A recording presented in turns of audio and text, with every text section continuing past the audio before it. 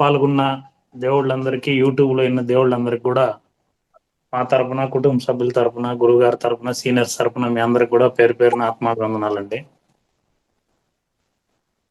చాలా రోజులు, చాలా నెలలైంది అనుకుంటాను.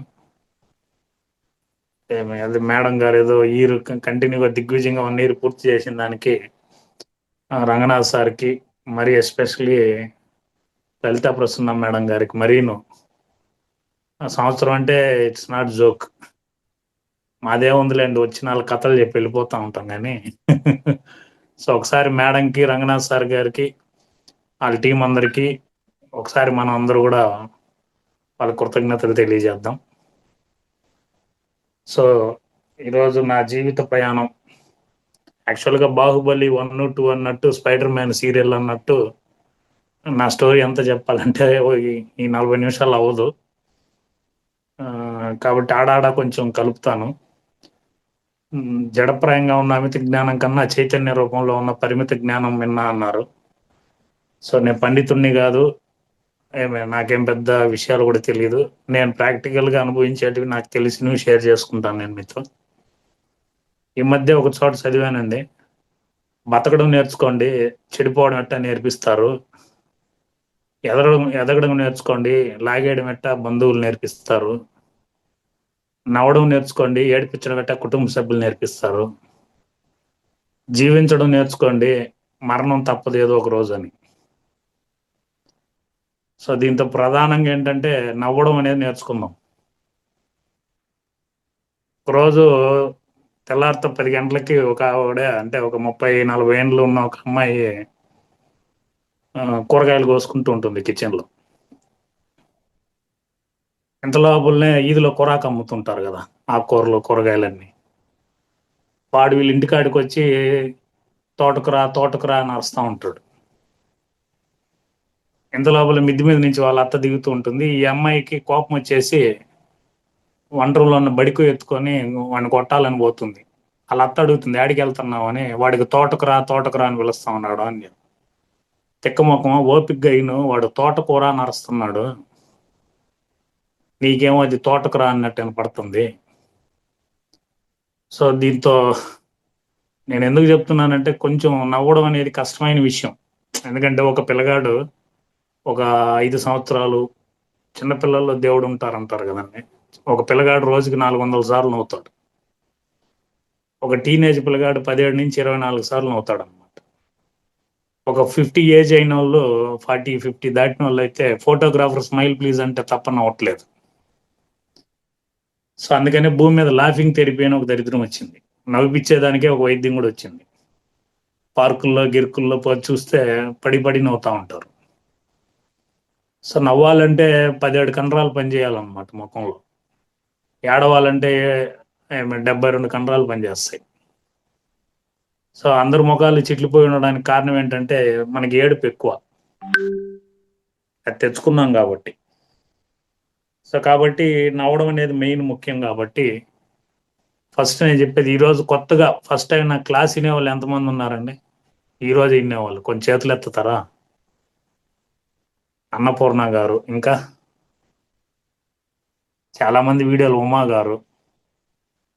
సరే ఉమా మేడం కొంచెం అన్మ్యూట్ చేయండి మేడం మీరు. వీడియోస్ ఆన్ చేసుకోండి మాస్టర్స్.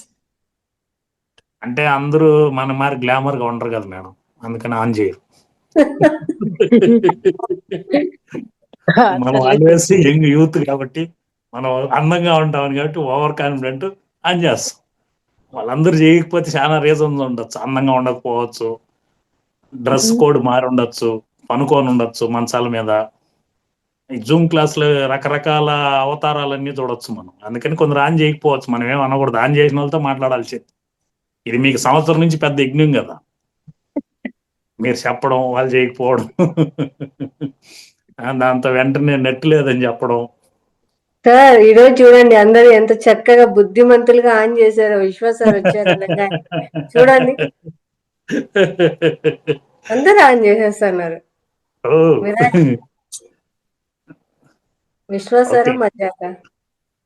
చూడండి, ఉమా మేడం నిజంగానే కొంచెం రిలాక్స్ అయినట్టు. ఉమా మేడం అన్మిట్లో ఉంది. సరే ఉమా మేడం, నేను మిమ్మల్ని చెప్పండి ఒక సార్. క్వశ్చన్ నేను మిమ్మల్ని ఒక క్వశ్చన్ అడుగుతా మేడం. చెప్పండి సార్.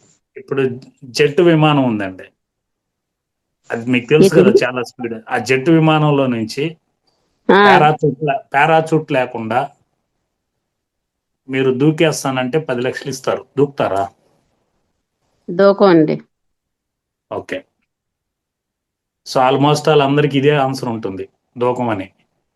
ఇక్కడ నేను మిమ్మల్ని అడిగే క్వశ్చన్ బాగా వినాల్సిందారంటే, జెట్ విమానంలో నుండి దూకితే 10 లక్షలు అని చెప్పినాను, కానీ ఎగిరే విమానం అని చెప్పలే నేను. అవును సార్. కాబట్టి మనకి చిన్నప్పటి నుంచి ఉన్న దరిద్రం ఏంటంటే, విమానం అంటే ఎగురుతుంది అవునండి. కదండి. విమానం అంటే ఎగురుతుంది, అది కింద ల్యాండ్ అయ్యి నిలబడి ఉంటుందని మనకి లేనే లేదు అది. అందుకని ఇప్పుడు ఇది ఎందుకు మీకు చెప్పానంటే, నేను చెప్పే విషయాలు వినాలంటే మీలో ఉన్న కొంత ఈ టైము ఉన్నదంతా తీసేస్తే గానీ నేనేం చెప్తున్నాను అనేది అర్థం కాదు. అవును సార్. కాబట్టి ఫస్ట్ ఆఫ్ ఆల్ ఏంటంటే, నాకు ఇచ్చిన 20 నిమిషాలు అరగంట ఉన్నదంతా ఆ స్టోర్ అయ్యేదంతా తీసేయండి. కొంచెంసేపు నా క్లాస్ అనేది ఏం పెద్ద కన్ఫ్యూజన్ ఉండదు, గందరగోళం ఉండదు, అట్టే ఉంటుంది. కాబట్టి వినండి. సో కొత్త వాళ్ళకి ధ్యానం చేసేదానికి నేను కొన్ని చెప్తానండి. అంటే ధ్యానంలో దిగినప్పుడు మనకు వచ్చే కొన్ని ఇబ్బందులకరమైనవి ఏంటి, ఎలా ఉంటాయి అనేది. ఫస్ట్ ఎందుకు చేయాలి ధ్యానం, సమస్యలు ఎందుకు ఉంటాయి అనేది. ఇప్పుడు ఒక గురువు దగ్గర బుద్ధుడు అనుకోండి, ఎవరు అనుకోండి, ఉందండి. ఒక గురువు జూమ్ దగ్గర క్లాస్ నలుగురు అవుతుంది. ఆ? Okay sir, okay, carrier. ఒక గురువు దగ్గర 9 శిష్యులు ఉన్నారండి.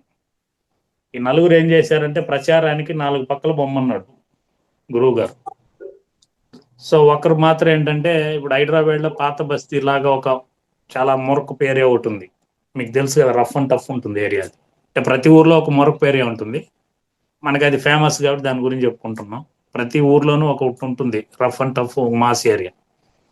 అట్లాంటి ఏరియాకి పోతానన్నాడు అనమాట. అప్పుడు గురువు ఏమన్నాడంటే, సరే 3 క్వశ్చన్లు అడుగుతాను, ఆన్సర్లు చెప్పు, దాన్ని బట్టి నేను పంపిస్తాను నిన్ను అక్కడికి అన్నాడు.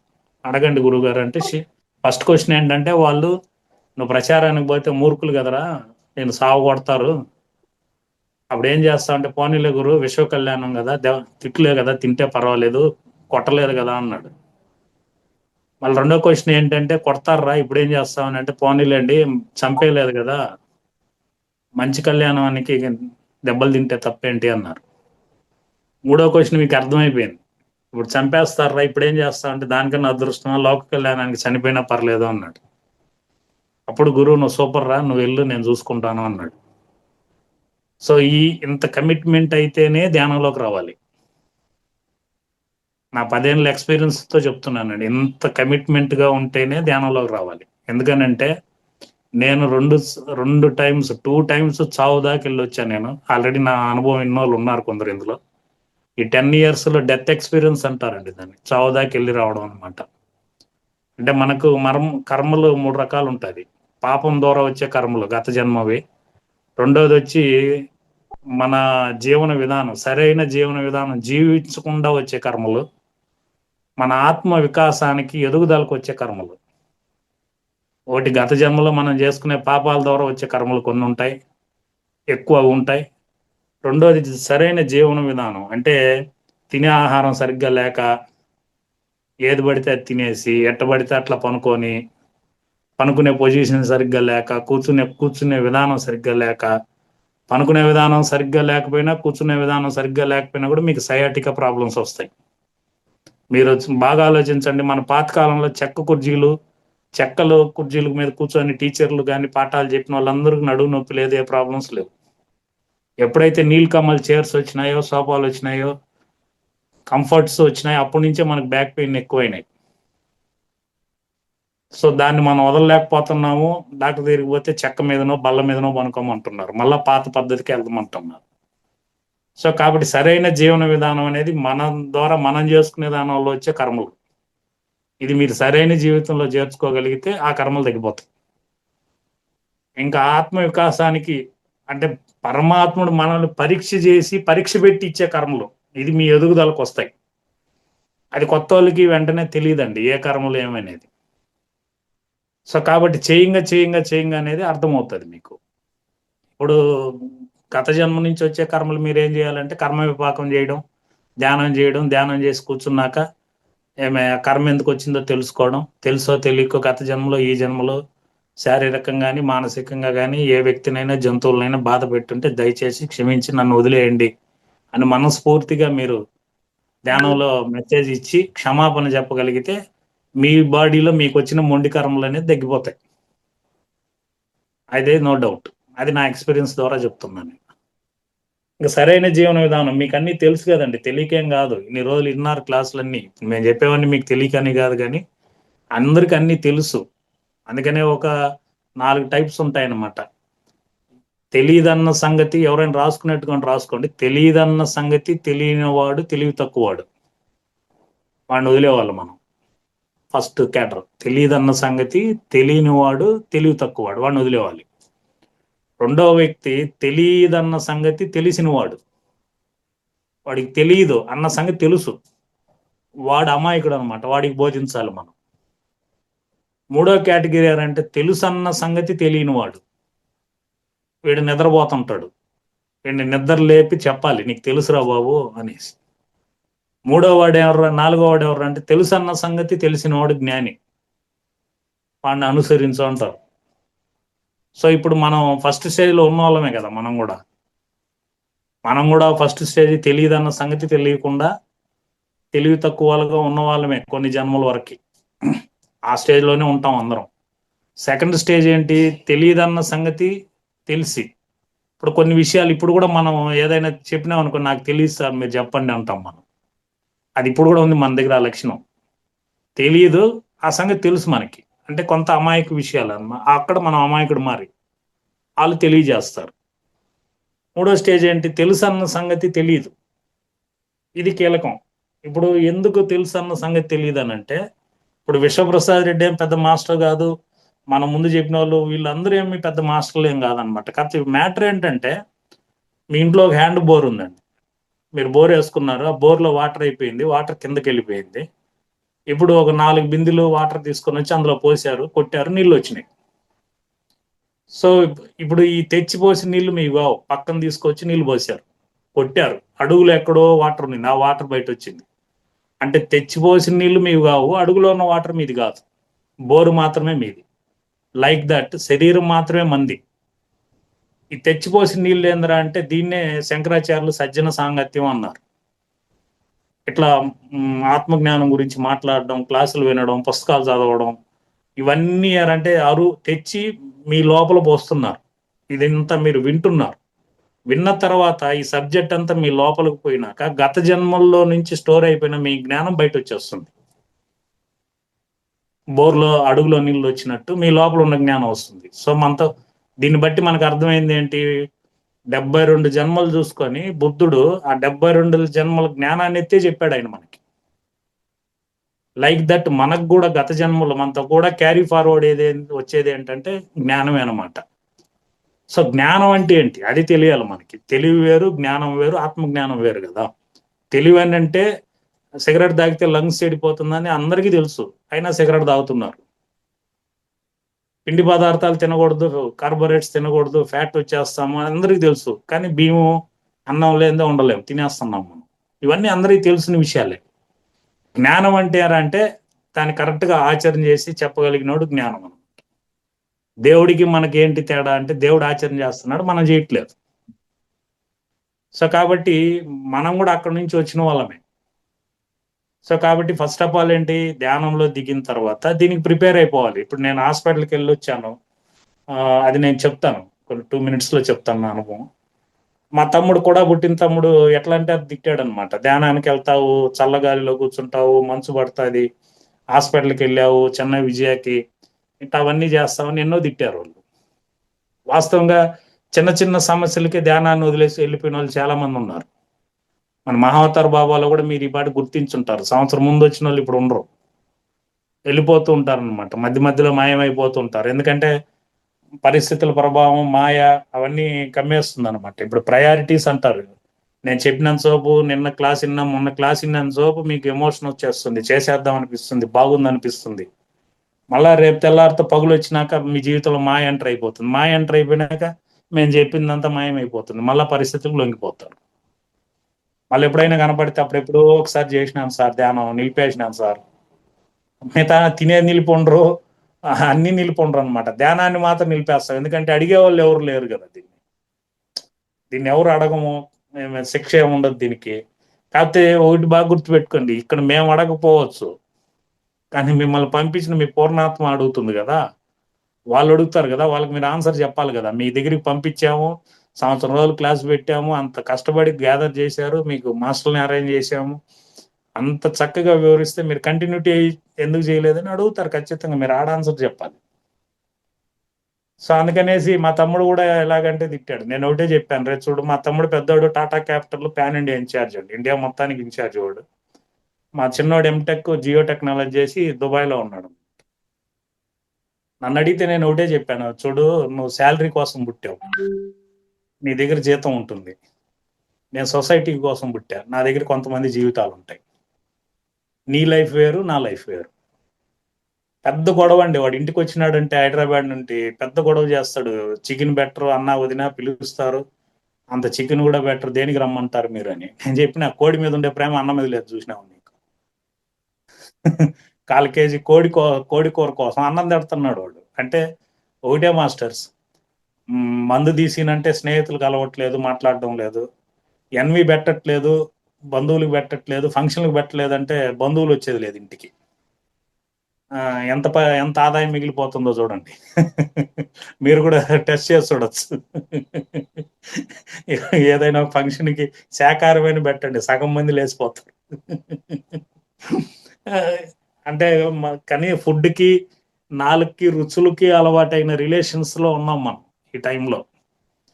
అందుకనే నేను ఎప్పుడు అనుకోలేదు నేను ఒక పిరమిడ్ మాస్టర్ అయిపోతాను, మా అవతార్ బాబులో క్లాసులు చెప్పేస్తాను యూట్యూబ్లో. మొన్న కూడా మా తమ్ముడు కొడుకు అడిగితే, పెదనాన్న అంటే, రే మీ నాన్న వాళ్ళ కన్నా గొప్ప యూట్యూబ్లో కే విశ్వప్రసాద్ రెడ్డి అని కొట్టరా, నా పేరు వస్తుందని చెప్పాను నేను. నేను 1వ క్లాసే ఫెయిల్ అండి మా ఊర్లో.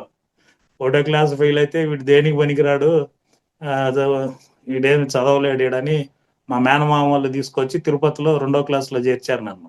మా ఫాదర్ వచ్చి ఎక్స్ సర్వీస్ మ్యాన్ అండి, మిలిటరీలో 35 సంవత్సరాలు సర్వీస్ చేశారు. మేము అన్నదమ్ములు 3. మా తమ్ముళ్ళు 2 ఇంగ్లీష్ మీడియం ఉన్నారు కాబట్టి మా నాన్న ఎక్కడ డ్యూటీ చేస్తే మిలిటరీలో అక్కడికి వెళ్ళిపోయేవాళ్ళు. నేను ఇంక తెలుగు మీడియం లేదు కదా అక్కడెక్కడని ఇక్కడే తిరుపతిలో 10వ క్లాస్ దాకా ఇడే ఉండిపోయాను నేను. బిఏ చదివితే బార్లో పని చేయాలి, ఎంఏ చదివితే ఆటో దోలాలి అనేది 10th విన్నాను నేను. దీనికోసం బిఏ చదవాలి, ఎంఏ చదవాలి అని చెప్పి 2 షర్ట్లు వేసుకొని, వైట్ షర్ట్, కలర్ షర్ట్, ఇంటర్వెల్కి మార్నింగ్ షో వెళ్ళిపోయేవాడిని నేను. అప్పుడు 90 పైసలు 60 పైసలు ఉండింది టికెట్. ఇట్లా సంవత్సరం రోజులు స్కూలు ఇలాగే సినిమాలు వెళ్ళిపోయేవాడిని. అటెండెన్స్ మాత్రం లంచం ఇచ్చి అటెండెన్స్ వేసుకొని హాల్ టికెట్ తెప్పించుకొని ఎగ్జామ్ రాసేవాడిని. సో ఎగ్జామ్ కూడా ఏంటంటే మనకున్న కొంత అడ్వాన్స్ బ్రెయిన్, ఇచ్చిన క్వశ్చన్నే తిప్పించి మళ్ళీ ఇచ్చి 20 లైన్లు రాస్తాను నేను. దాంతోనే ఆన్సర్ ఉంటుంది కదా, కొత్తగా ఎత్తుక్కోవడం దేనికని. ఆ క్వశ్చన్ మార్క్ని తీసేసి దాన్ని అర్థమయ్యేటట్టు చెప్తే ఆన్సర్ 10 మార్కులైనా పడుతుందని కొంత బ్రెయిన్ వాడేవాడిని నేను. సరే ఏదో ఒక రకంగా అట్ టైం అయితే పాస్ అయిపోయినాను. అప్పుడు 10th పాస్ అవడమే పెద్ద ప్యానిక్ అది. అట్ టైం పాస్ అయిపోతే కాలు రగరేసుకొని తిరిగాను నేను, అట్ టైం పాస్ అనేసి. సో ఆ తర్వాత 10th అయిపోయిందండి, నా అనుభవాలకు వచ్చేసాను నేను. నా 10th అయిపోయింది 85, 86 10th అయిపోయింది. మా ఫాదర్ మిలిటరీ ఉన్నాడు, 88లో రిటైర్డ్ అయ్యాడు. 86లో నాకు సైకిల్లో వచ్చేటప్పుడు ఫ్రంట్ వీల్ ఇరిగిందండి. ఫ్రంట్ వీల్ ఇరిగి వెళ్ళిపోతే నా తల హ్యాండిల్కి తగిలి కోమాలోకి వెళ్ళిపోయాను నేను. తీసుకొచ్చి మా మేనమామ వాళ్ళ ఇంటికి ఆడేశారు. నాకు అన్కాన్షియస్ అండి, ఏం గుర్తులేదు. మీరు ఊహించండి హ్యాండిల్కి తగిలితే ఎలా ఉంటుందో తల అనేది. కోమాలోకి వెళ్ళాను, మా ఫ్రెండ్స్ తీసుకొచ్చి వేసేసి వెళ్ళిపోయారు. నాకేం గుర్తులేదు. సాయంత్రం మెలకు వచ్చింది. మా మేనమామ వాళ్ళు డాక్టర్ దగ్గర కూడా చూపించలేదు. అప్పుడు ఎంఆర్ఐ లేదు, సిటీ స్కానింగ్లు ఏమీ లేవు.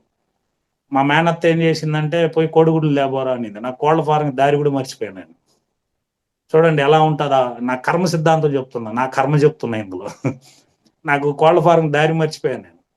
పక్కనున్న ఒక ఆమెను వచ్చి అడుక్కున్నా, తలనొప్పిగా ఉంది కోడిగుడ్లు తెచ్చి అని చెప్పి. సో దాన్ని వయసులో ఉన్నాం కదా మర్చిపోయాను నేను. అలా పెయిన్ అలా ఉండిపోయేది. ఎప్పుడు హెడ్ఏక్ వచ్చినా కర్చీఫ్ కట్టుకునేవాడిని. ఒక పక్క తలనొప్పి వచ్చేది, కర్చీఫ్ కట్టుకొని దాన్ని అలా నెగ్లెక్ట్, చిన్న వయసే కదా అని వదిలేశాను. అదేమైందంటే 86లో వచ్చిన ప్రాబ్లం 96లో ఎఫెక్ట్ ఇచ్చింది. 96లో అది కూడా ఏంటంటే 90 89 90లో మా నాన్న మిలిటరీలో చేరుస్తాను అని మిలిటరీకి తీసుకెళ్ళాడు. మిలిటరీలో ఎత్తుకుపోయి గార్డెన్ బాయ్గా చేర్పించాడు. ఆ పెరడ్లో నిలబడుకున్నాను. మార్నింగ్ 5కి లేచి 1 మైల్ రన్నింగ్ పరిగెత్తాలి. నిలబడుకో అంటే మెరుపు తీగలాగా కరెంట్ షాక్ కొడితే ఇసరకు పడతాం. ఆ మరి ఒక 30 అడుగుల దూరంలో పడిపోయినా నేను. వాళ్ళు భయపడిపోయి బాబు నీకేదో ప్రాబ్లం ఉంది అని ఇంటికి పంపించారు. సరే ఇంటికి వచ్చి మా నాన్నకి చెప్తే వీళ్ళు చూపించలేదు డాక్టర్ దగ్గర నాకు. సరే వాళ్ళకి మనం ఏమంటాం, నేను సైలెంట్ లీవ్ వచ్చిందే చాలులే 4 రోజులు ఇంటికాడ ఉండి వెళ్ళిపోదామని వెళ్ళిపోయాను.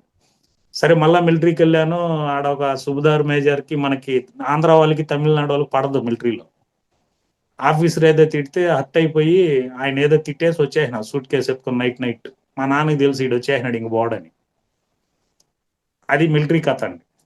అది అయిపోయింది. 93లో నాకు 20 ఇయర్స్ ఏమో. మా నాన్నకి హార్ట్ అటాక్ వచ్చింది. హాస్పిటల్కి తీసుకెళ్ళి ఎవరు లేరండి. మా అమ్మ మా తమ్ముడు ఉన్నారు.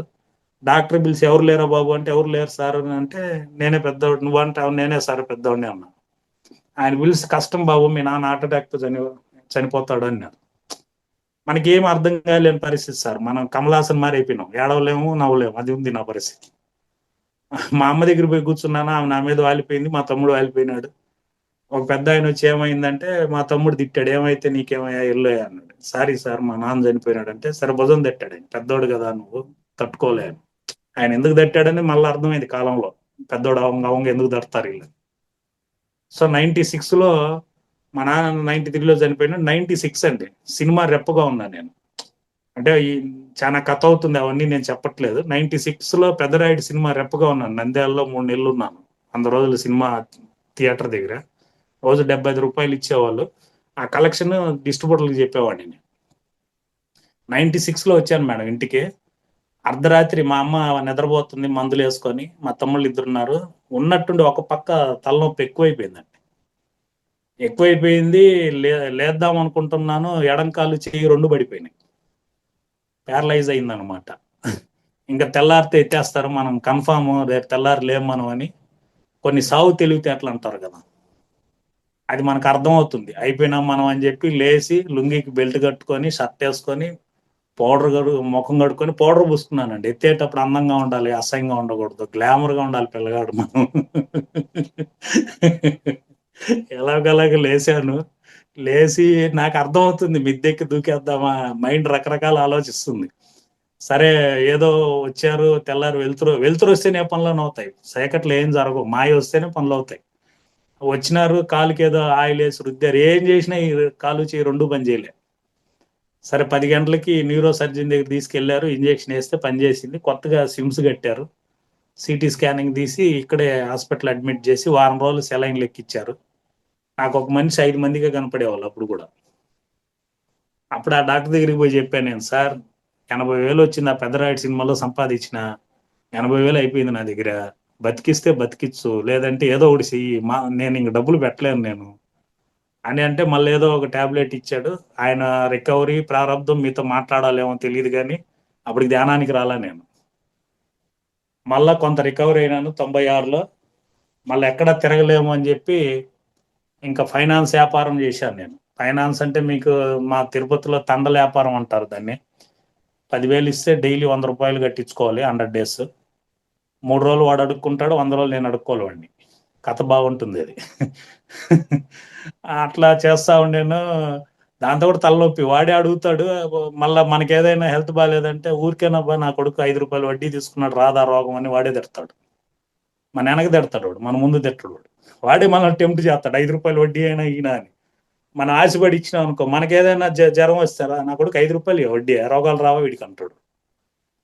ఇదంతా చూసి ఇది వద్దురా బాబు వ్యాపారం అని సైలెంట్ అయిపోయినా నేను.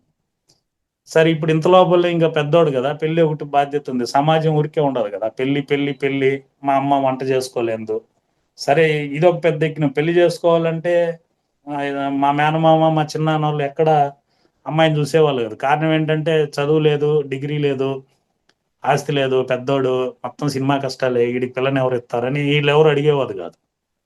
మా ఫ్రెండ్ బంగారం అంగడి షాప్ పెట్టుంటే అతని ద్వారానే నేను దాదాపు 23 సంబంధాలు చూశాను. ప్రేమించి పెళ్లి చేసుకుందాం అనుకున్నాను, అది కుదరలేదు మనకి. ఒక 23 మందిని చూశాను. ఇప్పుడు 24వ సంబంధం పద్మావతి అని ఓ మేడం వచ్చింది జీవితంలోకి. అక్కడ ఒక పూరిల్లు ఉండేదండి మన ఇంటికాడ. నేను ఒకే ఏరియాలో 40 సంవత్సరాలుగా ఉన్నా. ఇప్పుడున్న ఏరియాలోనే ఆడ ఒక పూరిల్లు ఉండేది. ప్రతి దీపావళికి తిట్టుకునేవాడిని, టపాసులు పడి పేలిపోతుందేమో ఇది, ఏంద్రా ఈ దరిద్రం, మిద్దులిందుల మధ్యలో పూరిల్లు అని. ఆ ధ్యానంలోకి వచ్చినాక అర్థమైంది నోటి కర్మ ఎంత పవర్ ఉంటుందని. ఆ పిల్లని ఇచ్చి పెళ్లి చేసి ఆ పూరిల్లే నాకు ఇచ్చినారు కంట కింద. మా మామ ఏం చేస్తాడంటే 5 లక్షలు స్థలం ఇచ్చి 30 లక్షలు ఇల్లు కట్ట అంటాడు. మనం 5కి ఎక్కువ 10కి తక్కువ మన ఇన్కమ్. 10,000తో 30 లక్షలు ఇల్లు ఎట్టు కట్టేస్తాం? It's highly impossible. నేనేమన్నానంటే తెలివైన పనులు అన్ని క్వశ్చన్లు నన్ను అడగద్దు, నేను 100 అంకణాలు స్థలం ఇస్తాను, కూతురికి అపార్ట్మెంట్ కట్టించే అన్నా. నేను నువ్వు ఇచ్చినావు, అది నా టైం ఉంటే కడతాను, లేదు స్థలం అలాగే ఉంటుంది వదిలే అన్నా నేను. సరే అని లాస్ట్కి 98లో మ్యారేజ్ అయింది. అలా మళ్ళా కాంట్రాక్ట్ పనులు అన్నీ చేసుకుంటూ 2000 సంవత్సరంలో రామచంద్ర మిషన్కి వచ్చాను.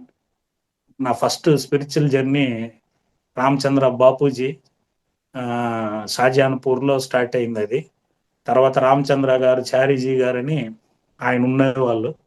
2000లో తిరుపతిలో ఉంది. అది తిరుపతిలో అద్భుతం ఏంటంటే బాపూజీ గారి అస్థికులు ఇక్కడ ఆయన ఫోటో వెనకాల పెట్టారు. తిరుపతిలో ఆయన పుట్టింది షాజహాన్పూర్లో, ఆయన అస్థికులు తిరుపతిలో ఉన్నాయన్నమాట. మన కపిల్ తీర్థం దగ్గర డౌన్లో ఉంటుంది సెంటర్. అక్కడికి వెళ్ళాను నేను. అంటే ఓ ఫ్రెండ్స్ వెళ్తున్నారు గురువు బర్త్డే అని, నేను కూడా వస్తాలే అని వెళ్ళాను. వెళ్ళినాక అక్కడ ప్రిసిప్టర్స్ ఉంటారు కదండి రామచంద్ర మిషన్లో, వాళ్ళు సిట్టింగ్ ఇచ్చారు. నా 3 రోజుల అనుభవాలు రాసుకున్నారు. మళ్ళీ ఆశ్రమానికి ప్రతి ఆదివారం వెళ్ళేవాడిని. కాకపోతే తమాషా ఏంటంటే శాకాహారం ఎన్వి మీద గట్టిగా చెప్పలేదు, కానీ నాకు ప్రతి ఆదివారం వెళ్ళేవాడిని. బాగా ఇడ్లీలు చికెన్ తిని వెళ్ళేవాడిని ఫుల్గా. వెళ్ళి ధ్యానం కూర్చుంటే ఆలోచనలు కుదిరేది కాదు. మన అదృష్టం ఏంటంటే అప్పుడే ఎప్పుడో 10th ప్రేమించిన గర్ల్ ఫ్రెండ్ మళ్ళీ పరిచయం అయింది. అది బాగా ఇలియానా మారి తయారైంది ఇప్పుడు. అది మళ్ళా ఎంటర్ అయింది జీవితంలోకి. ఇంక మొత్తం దొబ్బింది ధ్యానం. ధ్యాస అంతా దాని మీద పోయింది. ఈ మసాలా ఒక పక్క, ఆ పిల్ల మసాలా, కుదిరేదే కాదండి ధ్యానం. లాస్ట్కి గురువులకి దండం పెట్టా, ఇంక రాను స్వామి ధ్యానానికి, 40 ఏళ్ళ తర్వాత వస్తాను, ఇప్పుడు జెండా కొట్టేస్తున్నాను నేనని ఎగ్గొట్టేసా పొలం వల్ల. ఎవరు అడగరు కదండి ఎందుకు రాలేదని. ఎందుకు వచ్చినావని ఎవరు అడగరు, ఎందుకు పోయినావని ఎవరు అడగరు. అందుకని మళ్ళీ పోకుండా నిలిచిపోయాను. నిలిచిపోయి బుక్స్ చదివి అలవాటు ఉంది నాకు. అంటే ఈ ఉద్యోగం చదువు కాదు, కానీ మన ఎదుగుదలకి నవల్స్ కొన్ని బుక్స్ చదివి అలవాటు ఉండేది. అది మల్లాది వెంకటకృష్ణమూర్తి కర్మ జన్మ బుక్ చదివాను. అది చదివి ఒకడికి గుట్కా మావాలు తింటుంటే వాడికి ఎక్స్ప్లెయిన్ చేశాను. చెప్తే వాడు గుట్కా తినేవాడు, మావా తినేవాడు. నువ్వు మాంసం తింటా మాకు నీతులు చెప్తావేంటి మామ అన్నాడు. సరేలేరా, నువ్వు గుట్కాలు మావా నిలిపాయి ఏమే, నేను ఎన్వి నిలిపేస్తాలని అలా పన్నిం కట్టుకొని ఎన్వి నిలిపానండి. దాదాపు 18 సంవత్సరాల పైన అవుతుంది ఎన్వి నిలిపేసి. నేను అంటే పన్నిం కట్టుకొని నిలిపాను. నన్ను ఎవరు ఎడ్యుకేట్ చేయలేదు, మోటివేట్ చేయలేదు. నాకు అప్పుడే అర్థమైంది మనం చేయింది ఏది చెప్పకూడదని. సో ఇక్కడ ఒక విషయం చెప్తాను సార్. నేను ప్రతి మనిషికి 5 సిద్ధులు ఉంటాయి సార్. చూడడము, వినడము, మాట్లాడడము, స్పర్శించడము, టేస్ట్ చేయడం, 5 సిద్ధులు ఉంటాయి. హిమాలయాల్లో గురువులకు అదే ఉంటుంది, మనకు అదే ఉంటుంది. మనకు 5.5 లీటర్ బ్లడ్ ఉంటుంది, వాళ్ళకి అదే కిడ్నీలు, అదే సేమ్. వాళ్ళకు కూడా మోషన్ ట్యాబ్లెట్ వేసేది, వాళ్ళకు కూడా మోషన్స్ అవుతాయి, మనకు అవుతాయి. పెద్ద నథింగ్ తేడా మనకి వాళ్ళకి. కాకపోతే వాళ్ళు ఏం చేసినారంటే ఆడపోయి కూర్చొని సాధన చేసి వాళ్ళకున్న ఈ 5 సిద్ధుల్ని శుద్ధి చేసుకున్నారు. కాబట్టి వాళ్ళు ఇటు ప్రపంచంలోకి వచ్చినప్పుడు వాళ్ళ వెనకాల పడతాం, మనం కాళ్ళ మీద మొక్కుతాము, వాళ్ళ ఆశీర్వాదం కోరుకుంటాం, తాగితే బాగుండం, వెంపర్లాడతాం. ఎందుకు? వాళ్ళకున్న ఈ 5 సెన్సెస్ని శుద్ధి చేసేసుకున్నారు. అది పత్రిజీ గారు వచ్చినాక మనకి ఈజీగా చెప్పారు, నువ్వు ఆడికి పోనక్కర్లేదు, ఇంట్లోనే కూర్చొని 5 వాటిని శుద్ధి చేసుకుంటే నీకు కూడా శక్తి వచ్చేస్తుంది. సింపుల్ కాన్సెప్ట్ అండి. అందుకనేసి నేనేం చేసినానంటే ముందు మన ఆచరణ చేయాలని నేను నిలిపేశాను. నేను 8 నిలిపేశాను. మళ్ళా 2014లో నేను వంశీ మాస్టర్ వైజాగ్లో ఉన్నారు, ఆయన కర్మచక్రం బుక్ రాస్తే ఆయన వచ్చి నాకు ధ్యానం ఎక్స్ప్లెయిన్ చేయడం, మళ్ళీ సీనియర్ మాస్టర్ని పరిచయం చేయడం, పత్రిజీ గారి మెమరీ కార్డు నాకు ఇవ్వడం, దాన్ని కంటిన్యూగా వినడం. విన్న తర్వాత 2014 మేలో ఆ టైంలో నేను పిరమిడ్ సొసైటీలోకి వచ్చాను. నేను తిరుమలలో అనంతాల్వార్ టెంపుల్ ఉందండి. ప్రతి శనివారం నేను అక్కడికి వెళ్ళేవాళ్ళం. ఒక 30-40 మంది రాత్రి 10 నుండి మార్నింగ్ దాకా చేసేవాళ్ళం. చేసేసి నాకు ఎక్కడ క్లాసులు చెప్పాలన్న ఇంట్రెస్ట్ ఉండేది. 50-100 కిలోమీటర్లు టూ వీలర్ వేసుకొని పౌర్ణమి అని విలేజ్లు కూడా ఒకడే వెళ్ళిపోయేవాడిని నేను. కార్ వేసుకొని కూడా వెళ్ళిపోయేవాడిని నేను. అలా వెళ్ళిపోయి ఈ నవంబర్ డిసెంబర్లో చలికాలం ఎక్కువైపోయి బ్రీతింగ్ ఎక్కువ ఇబ్బంది వచ్చి ఊపిరాడలేదండి. అప్పుడు అడగబోయేకొద్దికి నాకు సీరియస్ అయ్యి తీసుకెళ్ళి హాస్పిటల్ అడ్మిట్ చేశారు లోకల్లో. నాకు గల్లలో నెత్తురొచ్చి పడ్డం సీరియస్ అయింది. ఇక్కడ వస్తే కష్టం అని చెప్పి చెన్నై విజయకి తీసుకెళ్లారు నన్ను. తీసుకెళ్ళి అక్కడ అడ్మిట్ చేసిన తర్వాత బ్లడ్లో గల్లలో బ్లడ్ వచ్చేది. అటువంటి టైంలో వాళ్ళు చాలా క్వశ్చన్స్ వేశారు. మీరు ఐసీ చూస్తుంటే మీకు అర్థమైండేది. 5 స్టార్ హోటల్ మారి డార్క్గా జీరో లైట్ వేసుంటారు కనపడినట్టు. మన ముందే తెల్ల గౌన్లు వేసుకొని పాత సినిమాలో నేను వీడను నేడను అన్నట్టు నర్సులే తిరుగుతుంటారు. చాలా భయంకరంగా ఉంటాయి ఆ సీన్లన్నీ. నాకైతే సరదాగా ఉంది, కొత్తగా వచ్చినాం కదా ధ్యానం వీళ్ళందరికీ. ఆ డాక్టర్ కూడా నా అబ్డామిల్ స్కాన్ చేస్తుంటే ఆ డాక్టర్ లేడీని ఆ మేడాన్ని అడిగేవాడిని, మేడం 3 ounces తాగితే లివర్ ఎన్ని రోజులు ఉంటుంది, క్వార్టర్ తాగితే ఎన్ని రోజులు ఉంటుంది, తమిళ్లో అడిగేవాడిని. ఆ మేడం ఎందుకు సార్ ఇవన్నీ అడుగుతారంటే, తాగే వాళ్ళకి చెప్దాం మేడం, జనరల్ నాలెడ్జ్ కదా, ఎవరు ఇవన్నీ చెప్పరు కదా, మీరు చెప్పండి అని. అలా అడ్మిట్ అయ్యాను. ఈజీ అంతా లంగ్ యాప్సెస్ అండి, లంగ్స్లో గుండు సూదంతా తోలు పడింది. 4 సెంటీమీటర్ ఎల్లుంటే సర్జరీ జరగాలి, గ్యారంటీ లేదు. 3 సెంటీమీటర్ ద్వారా నేను వెళ్ళడం అనేది అది ఒక గొప్ప అదృష్టం. 3 సెంటీమీటర్ ద్వారా బయటపడింది. అన్ని టెస్టులు చేశారు. అక్కడ వచ్చిన పెద్ద అనుభవం ఏంటంటే, ఆ డాక్టర్ ఎవరైతే చీఫ్ డాక్టర్ ఉన్నారో ఆయన ఒకటే చెప్పాడండి, మత్తించి ఇచ్చినప్పుడు మనకు తెలియకుండా 90% డాక్టర్ని తిడతామంటాం మనం. మనకు తెలియదు, అమ్మ నా బూతులు తిడతా ఉంటాం డాక్టర్ని. లేదంటే వాళ్ళు చేసినవన్నీ చెప్తారంట తెలియకుండానే. కానీ మీరేమో అలా చెప్పలేదండి, మీరు దేవుళ్ళు, మీరు గొప్పోళ్ళు, మిమ్మల్ని తిట్టుంటే క్షమించండి, ఇవన్నీ చెప్తున్నారు సార్, మేము ఫస్ట్ టైం వినడం మీ దగ్గర ఇట్లాంటి వార్తలు అని అంటే నాకు భలే ఆనందం వేసింది. 2-3 లక్షలు పోతే కూడా పోయింది అని నేను ఆయన కౌగిలించుకున్నాను. నేను థ్యాంక్ యూ సార్, నాకేం రోజు డౌట్ ఉండే, నేను నిజంగానే ధ్యానం చేస్తున్నానా డ్రామాలు చేస్తున్నానా నాకే కన్ఫ్యూజన్ ఉండే, మీరు చెప్పినాక నాకు క్లారిటీ వచ్చింది, నేను కరెక్ట్గా వెళ్ళే దారిలో వెళ్తున్నాలే అనేసి. సో అక్కడ ఏంటంటే బాగా ఆక్సిజన్కి రోజు 5,000 పే చేసేవాళ్ళం. అది తీసేసి ధ్యానం చెప్పేవాడిని. మా మిస్సెస్ పద్మ తిట్టేది, ఎందుకు గసబోస్తా ధ్యానం చెప్తామని అంటే, గురువు గారు ఏడన్నా విత్తనాలు చల్లేమన్నాడు, చల్లేద్దాము, స్మార్ట్గా వచ్చితే అలో చేయరు వీళ్ళు, చెప్పేసి వెళ్ళిపోదాం అని చెప్పేవాడిని నేను. అయినా కూడా ఇప్పుడు మనం వింటాం కదా సార్, ఎవరైనా కొత్త వాళ్ళు కూడా తెలుసు కదా, మెడిటేషన్ చేస్తే no doctor no medicine, meditation చేస్తే మందులు, మనం చెప్పేది అదే కదా, మెడిటేషన్ చేయండి మందులు వాడక్కర్లేదని చెప్తాం మనం. ఇప్పుడు నేను ఎట్లా చెప్తాను మేడం, 6 నెలలకి నేను విజయ హాస్పిటల్కి పోతే నేను ధ్యానం చేయండి మందులు తినక అవసరం లేదని నేను చెప్పలేను కదా, నేనే పోయినాను కాబట్టి. సో కాబట్టి అలా కాదని చెప్పేసి కోపం వచ్చింది ఫ్రస్ట్రేషన్లో. అప్పుడు నందాప్రసాద్ అని వైజాగ్లో ఉన్నారండి, ఆయనకి ఫోన్ చేశాను నేను. ఆయనకి 19 ఏళ్ళప్పుడు పేగుల్లో పుండుండి కెనడాకి వెళ్ళున్నారు, పంపించేశారు ఆయన్ని. ఆయనకి ఎప్పుడు 500 షుగర్ ఉంటుంది, 3 సార్లు స్టంట్ పెట్టుకున్నారు ఆయన. అట్లాంటి వ్యక్తి 48 సార్లు పోయిచ్చాడండి హిమాలయాలకి. ఒకసారి ఆలోచించండి మాస్టర్స్, 3 సార్లు స్టంట్ పెట్టుకున్నాడు, 48 సార్లు హిమాలయాలకి వెళ్ళి రావడం ఏంటి? దాన్ని బట్టి మీకు అర్థమవుతుంది స్పిరిచువల్ ఎనర్జీ ఎంత పవర్ఫుల్, ఎంత ఉంటుందో నమ్మితే అని. ఆయనకి ఫోన్ చేశా, ఏం స్వామి ధ్యానం చేస్తే నో డాక్టర్ నో మెడిసిన్ అన్నారు, ఇదేంటి 6 నెలలకే ప్రేమాభిషేకంలో నాగేశ్వరరావు మారి గల్లలో నెత్తురు వస్తుంది, ఏంటి నా పరిస్థితి అని అంటే, ఆయన రెడ్డి గారు నువ్వు ధ్యానం చేయకపోయినా కర్మ వస్తుందయ్యా, కాకపోతే అప్పుడు గ్యారంటీ లేదు, ఇప్పుడు గ్యారంటీ ఉంది. లాంగ్ జర్నీ పోవాలంటే బండి కండిషన్లో ఉండాలి, పనికిరాని బండిలో పోలేము, మహావతరణ బుక్ చదువు అన్నారు. మీరు నా వెనకాల చూసుంటారు, ర్యాక్ మొత్తం స్పిరిచువల్ బుక్స్ అవన్నీ. అప్పు చేసైనా పుస్తకాలు కొనుక్కుంటాను, ఆ చదువు ఎట్టా చదవలేదు కాబట్టి ఈ చదువు అయినా చదవదాం అనేది ఒక కోరిక నాకు. సో చదువుకునేటప్పట్లో ఆ 10th మీరు కూడా చేసుంటచ్చు, చదువుకునేటప్పుడు అంతా కూడా జయప్రద శ్రీదేవి ఫోటోలు పుస్తకాల్లో పెట్టుకొని కళల్లో ఊహించుకొని బతికేవాళ్ళం నేను.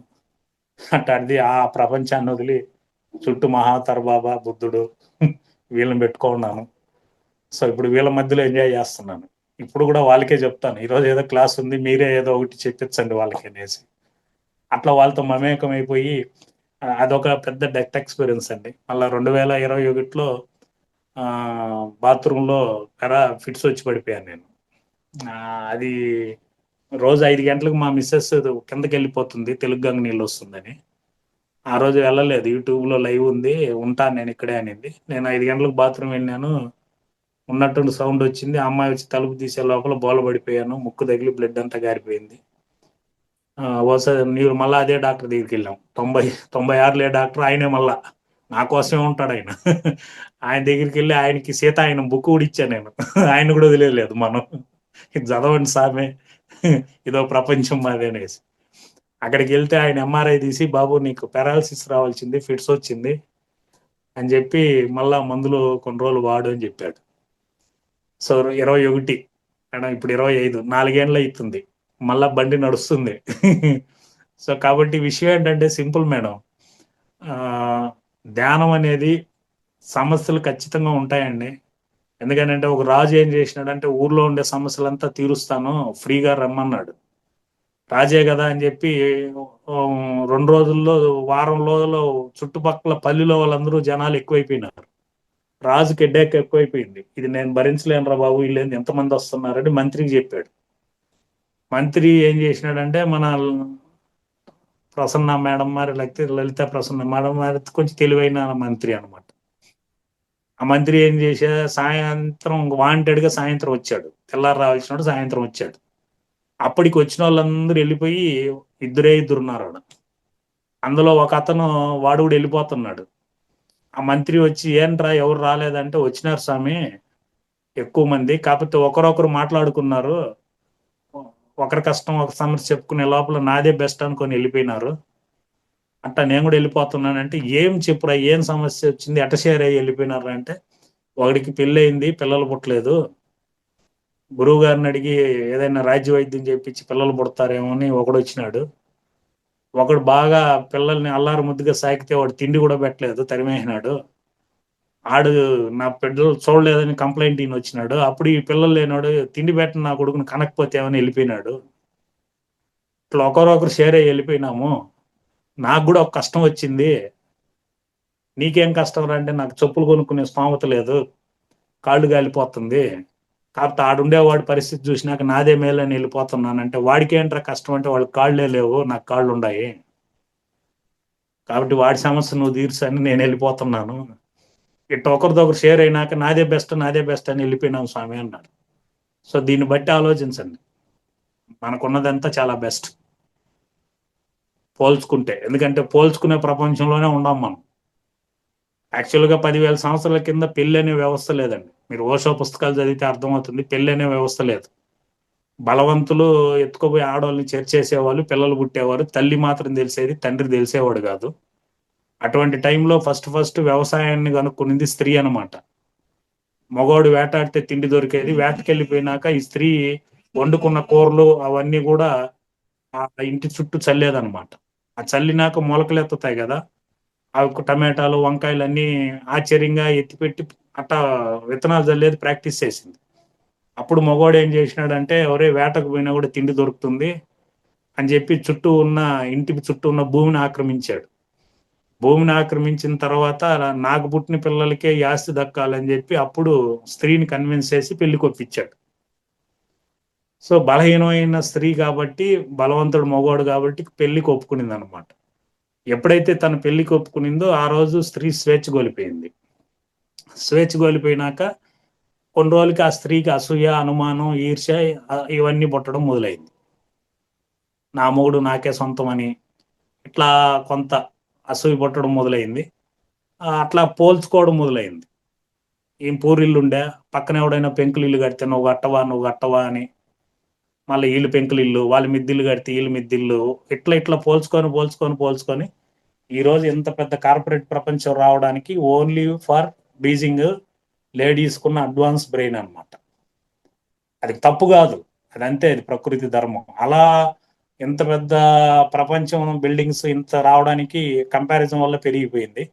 దీంతో దురదృష్టం ఏంటంటే, ఇన్ని కార్పొరేట్ హాస్పిటల్స్ ఇన్ని జబ్బులు రావడానికి కూడా ఇండైరెక్ట్ గా స్త్రీలే అయిపోయినారు.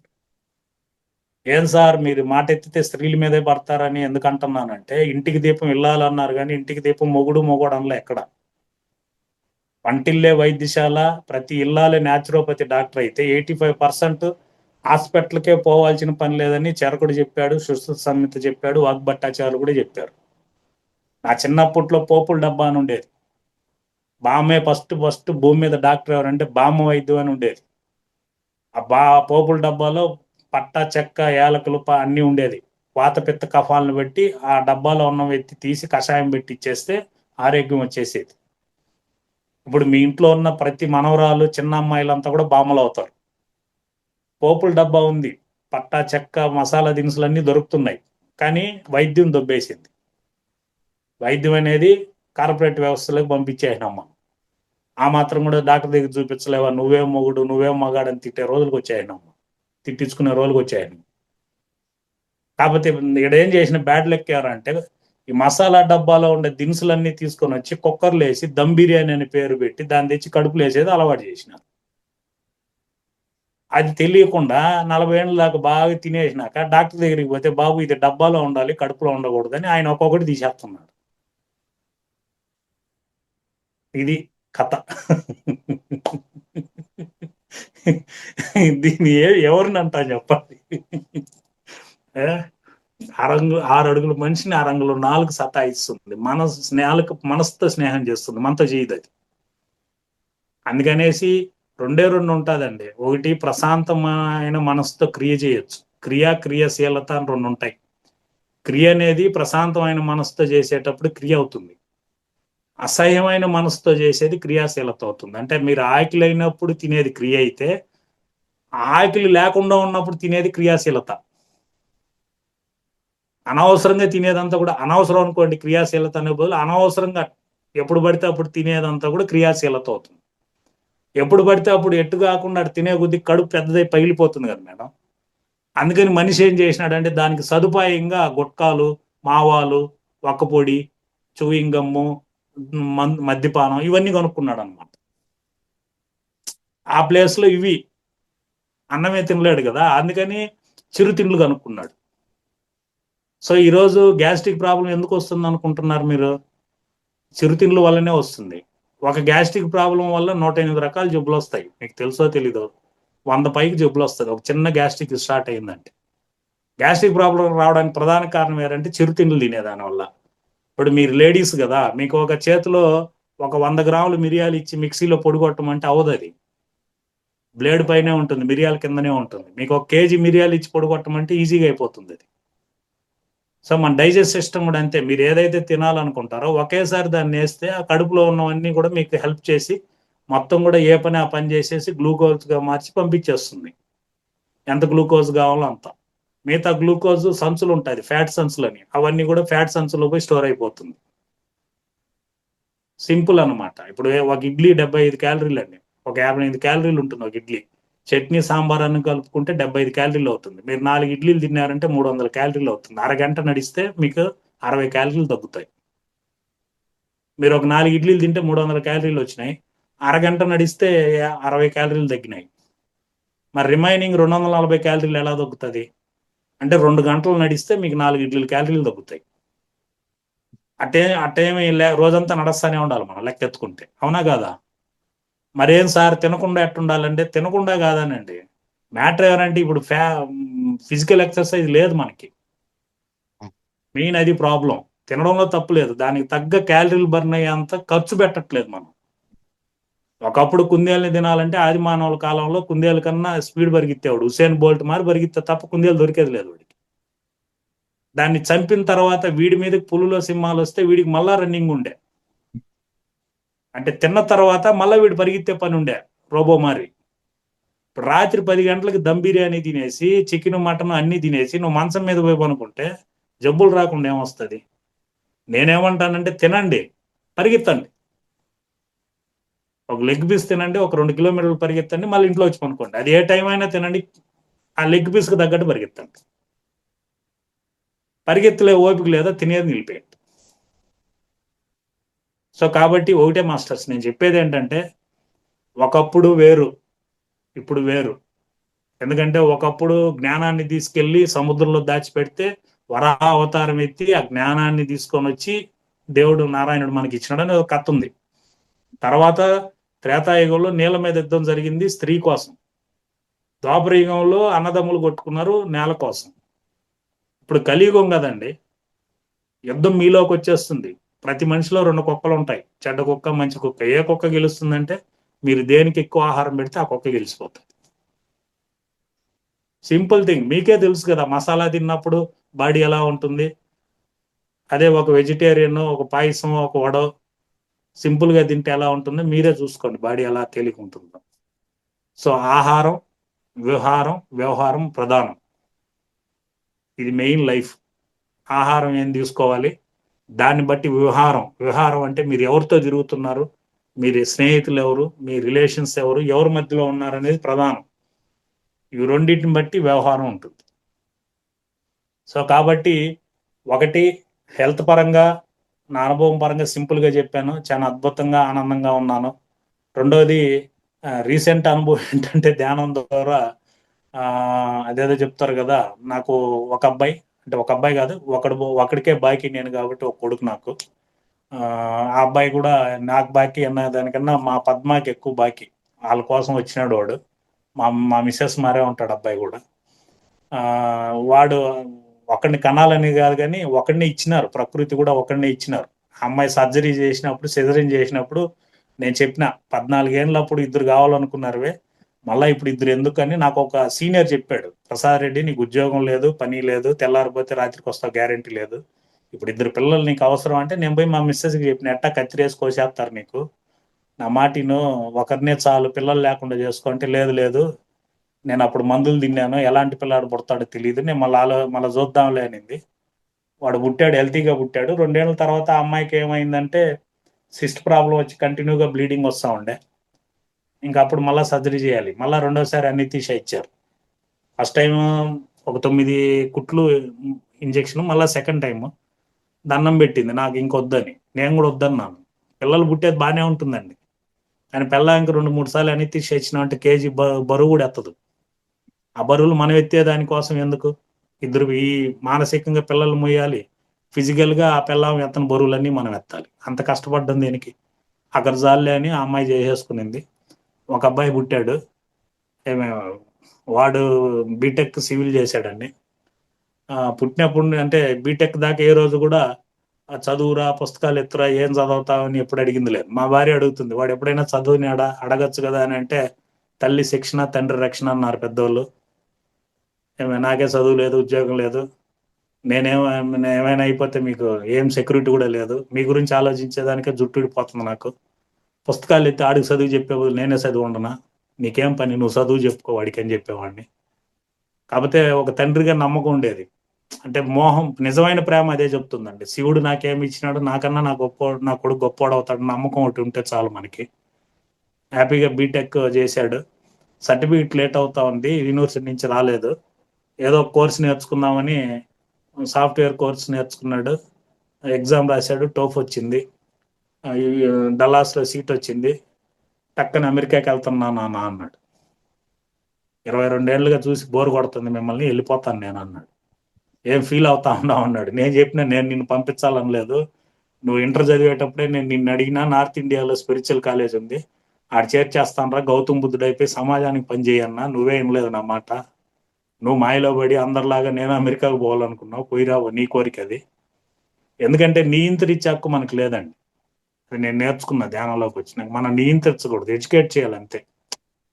నేను తండ్రి కదా అని నియంత్రించాల్సిన అవసరం లేదు, మనం ఎడ్యుకేట్ చేయొచ్చు ఒకసారి 2 సార్లు.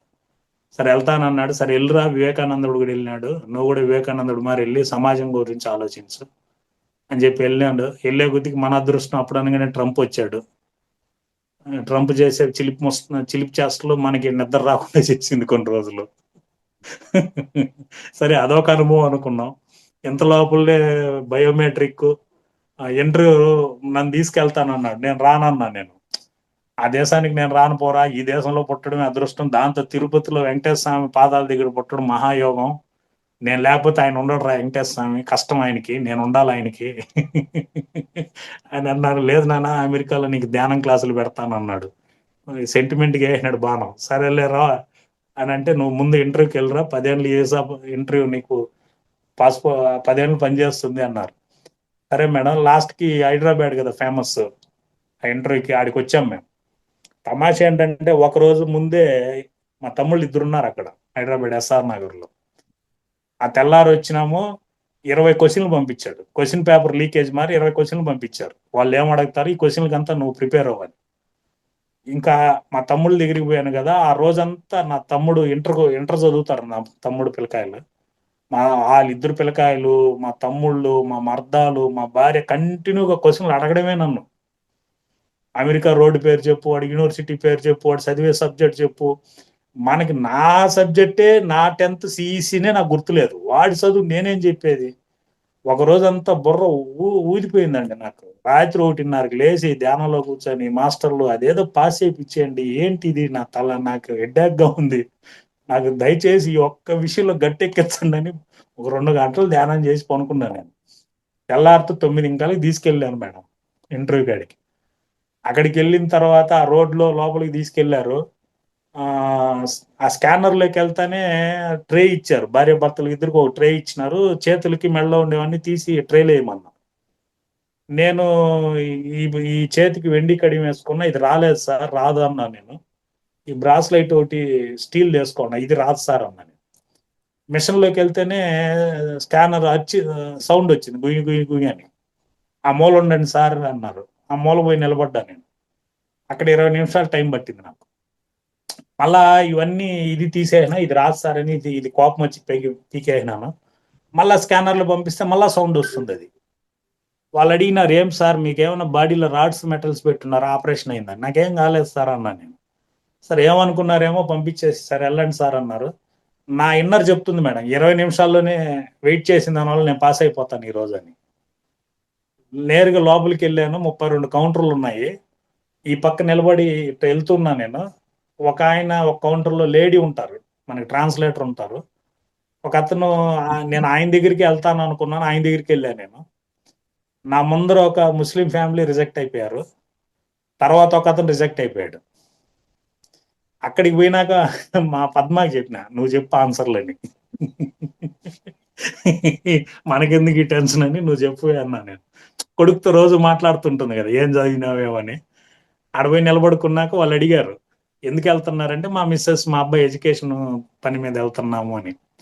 నన్ను అడిగారు, మీకు ఇయర్ ఇన్కమ్ ఎంత వస్తుంది అని.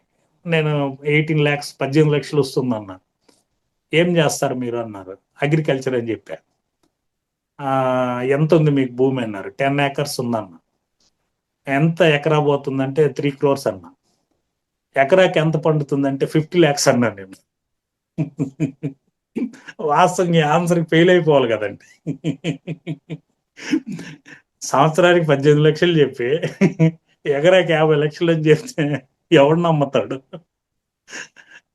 అది ఏం ఎనర్జీ పనిచేసిందో కింద నుంచి చూసి, ఓకే మీరు సెలెక్టెడ్ అండి, పాస్పోర్ట్ ఇంటికి వస్తుంది, వెళ్ళిపోండి అంటారు.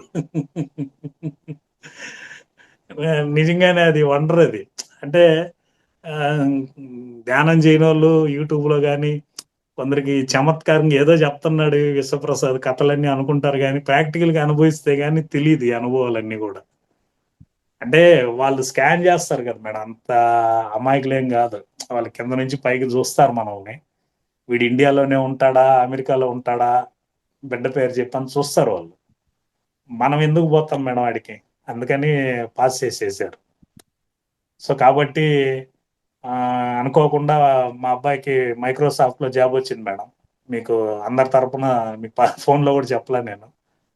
ఇప్పుడు మీ క్లాస్ అయిపోతానే ఇప్పుడు తెల్లారితో ఇప్పుడు 3 గంటలకి గ్రాడ్యుయేషన్ సర్టిఫికేట్ తీసుకుంటాడు. ఇంకా వాటి జూమ్లో అటెండ్ అవ్వాలి మేము. తీసుకున్న తర్వాత 22 జాయినింగ్ అనమాట. కాబట్టి ఇదంతా కూడా మాస్టర్స్ కేవలం స్పిరిచువల్. నేనైతే ఫుల్ ఖుష్, ఫుల్ ఆనందంగా ఆత్మానందంలో ఉన్నా నేను.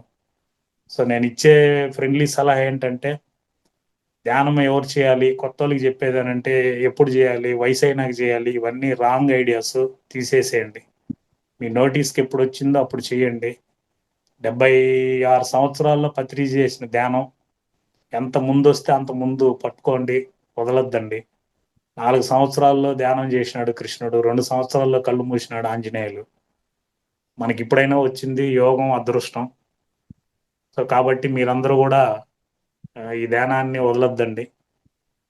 సో ఫైనల్గా క్లోజ్ చేసేటప్పుడు మీకు నేను ఇచ్చే సలహా ఏంటంటే, గంట సంతోషంగా ఉండాలంటే ఏదైనా ఐపీఎల్ మ్యాచ్ చూడండి. ఒకరోజు సంతోషంగా ఉండాలంటే ఏదైనా పార్క్కి వెళ్ళండి.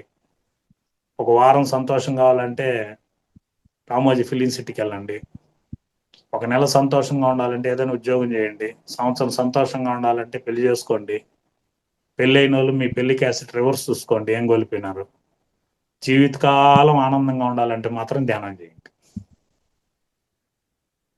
సో ధ్యానాన్ని వదలొద్దండి. ధ్యానం అనేది ఒక అద్భుతం. కొంచెం ఇబ్బందులు వస్తుంది, వద్దనిపిస్తుంది, నిలిపేవాలనిపిస్తుంది.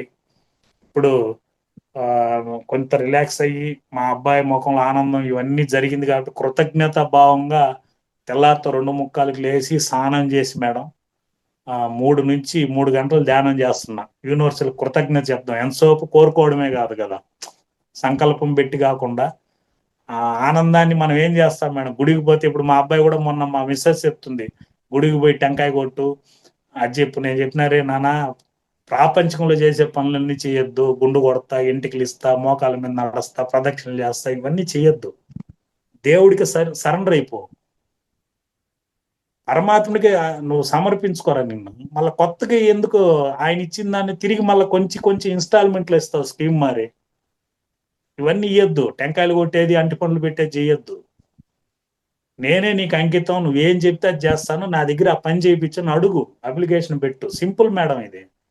ఎట్టయితే రాష్ట్రపతికి క్షమాభిక్షణ లెటర్ పెడతాడు మర్డర్ చేసినాడు, సత్ప్రవర్తన మీద నిఘా పెట్టి వాడు ప్రవర్తన బాగున్నప్పుడు వదిలేస్తుంది గవర్నమెంట్. అంతే కదా, దేవుడి కాన్సెప్ట్ కూడా అంతే. మనం అప్లికేషన్ పెట్టాలి దేవుడికి. ఈ రోజు నుంచి, ఈ క్షణం నుండి ఈ విశ్వ కళ్యాణానికి నేను పనిచేస్తున్నాను స్వామి, నా దగ్గర ఏ కార్యక్రమాలు చేయాలనో నా ఆత్మ పరమాత్మ స్థితికి చేరుకునేంత వరకు మీ సహాయ సహకారాలతో ఈ విశ్వ కళ్యాణానికి నేను పనిచేస్తున్నానని సరెండర్ అయిపో. పని చేయి అంతే. ఆ వచ్చిన దాంతో నీ ఫ్యామిలీ ఒక భాగం అంతే. నీ ఫ్యామిలీ కోసమే పరిగెత్తినావు అనుకో, నువ్వేమీ చేయలేవు. యూనివర్సల్ కోసం పరిగెత్తు. అప్పుడు అందులో నీ భాగం, నీ ఫ్యామిలీ కూడా ఆనందంగా ఉంటుంది. అట్ట నీ ఫ్యామిలీ కోసం పరమాత్ముడికి సరెండర్ అయిపోగాని. మొన్ననే సార్ ఒక ఓషో పుస్తకంలో చదివినాను, అది చెప్పచ్చో లేదో చెప్తున్నాను నేను. ఒక స్త్రీ కట్టుకున్న భార్య అని కాకుండా ఇంకెవరైనా అదర్ లేడీస్తో కనెక్టివిటీ పెట్టుకుంటే ఎంత తప్పో, మనుషులు నిజమైన పరమాత్ముడిని మర్చిపోయి కనపడిన దేవుళ్ళందరినీ మొక్కుతున్నాడంట. నిజమైన పరమాత్మను మర్చిపోయినాడంట మనిషి. నిజమైన పరమాత్మని ఎవరు మొక్కట్లేదు. ఎందుకంటే నిజమైన పరమాత్ముడికి రూపం ఉండదు, నామా ఉండదు, క్రియ ఉండదు. ఈ 3 లేనివాడే నా పరమాత్ముడు. మనం ఏం చేస్తున్నాం, కొత్తగా వెలిసే విగ్రహాలు, కొత్తగా వచ్చిన గుళ్ళకన్నీ పరిగెత్తేస్తున్నాం మనం. ఎవరో వచ్చి చెప్తారు ఆ గుడి ఫేమస్ అంటే వెంటనే ఆడికి పరిగెత్తేస్తున్నాం మనం. మనకి అది అర్థం కూడా కావట్లేదు ఎందుకు పరిగెత్తున్నాం. అసలు పరమాత్మను మర్చిపోతున్నాం మనం. సో దేవుడు అంటే ఏం లేదు సార్. కొత్త వాళ్ళకి నేను చెప్పేది ఏంటంటే సింపుల్ థింగ్.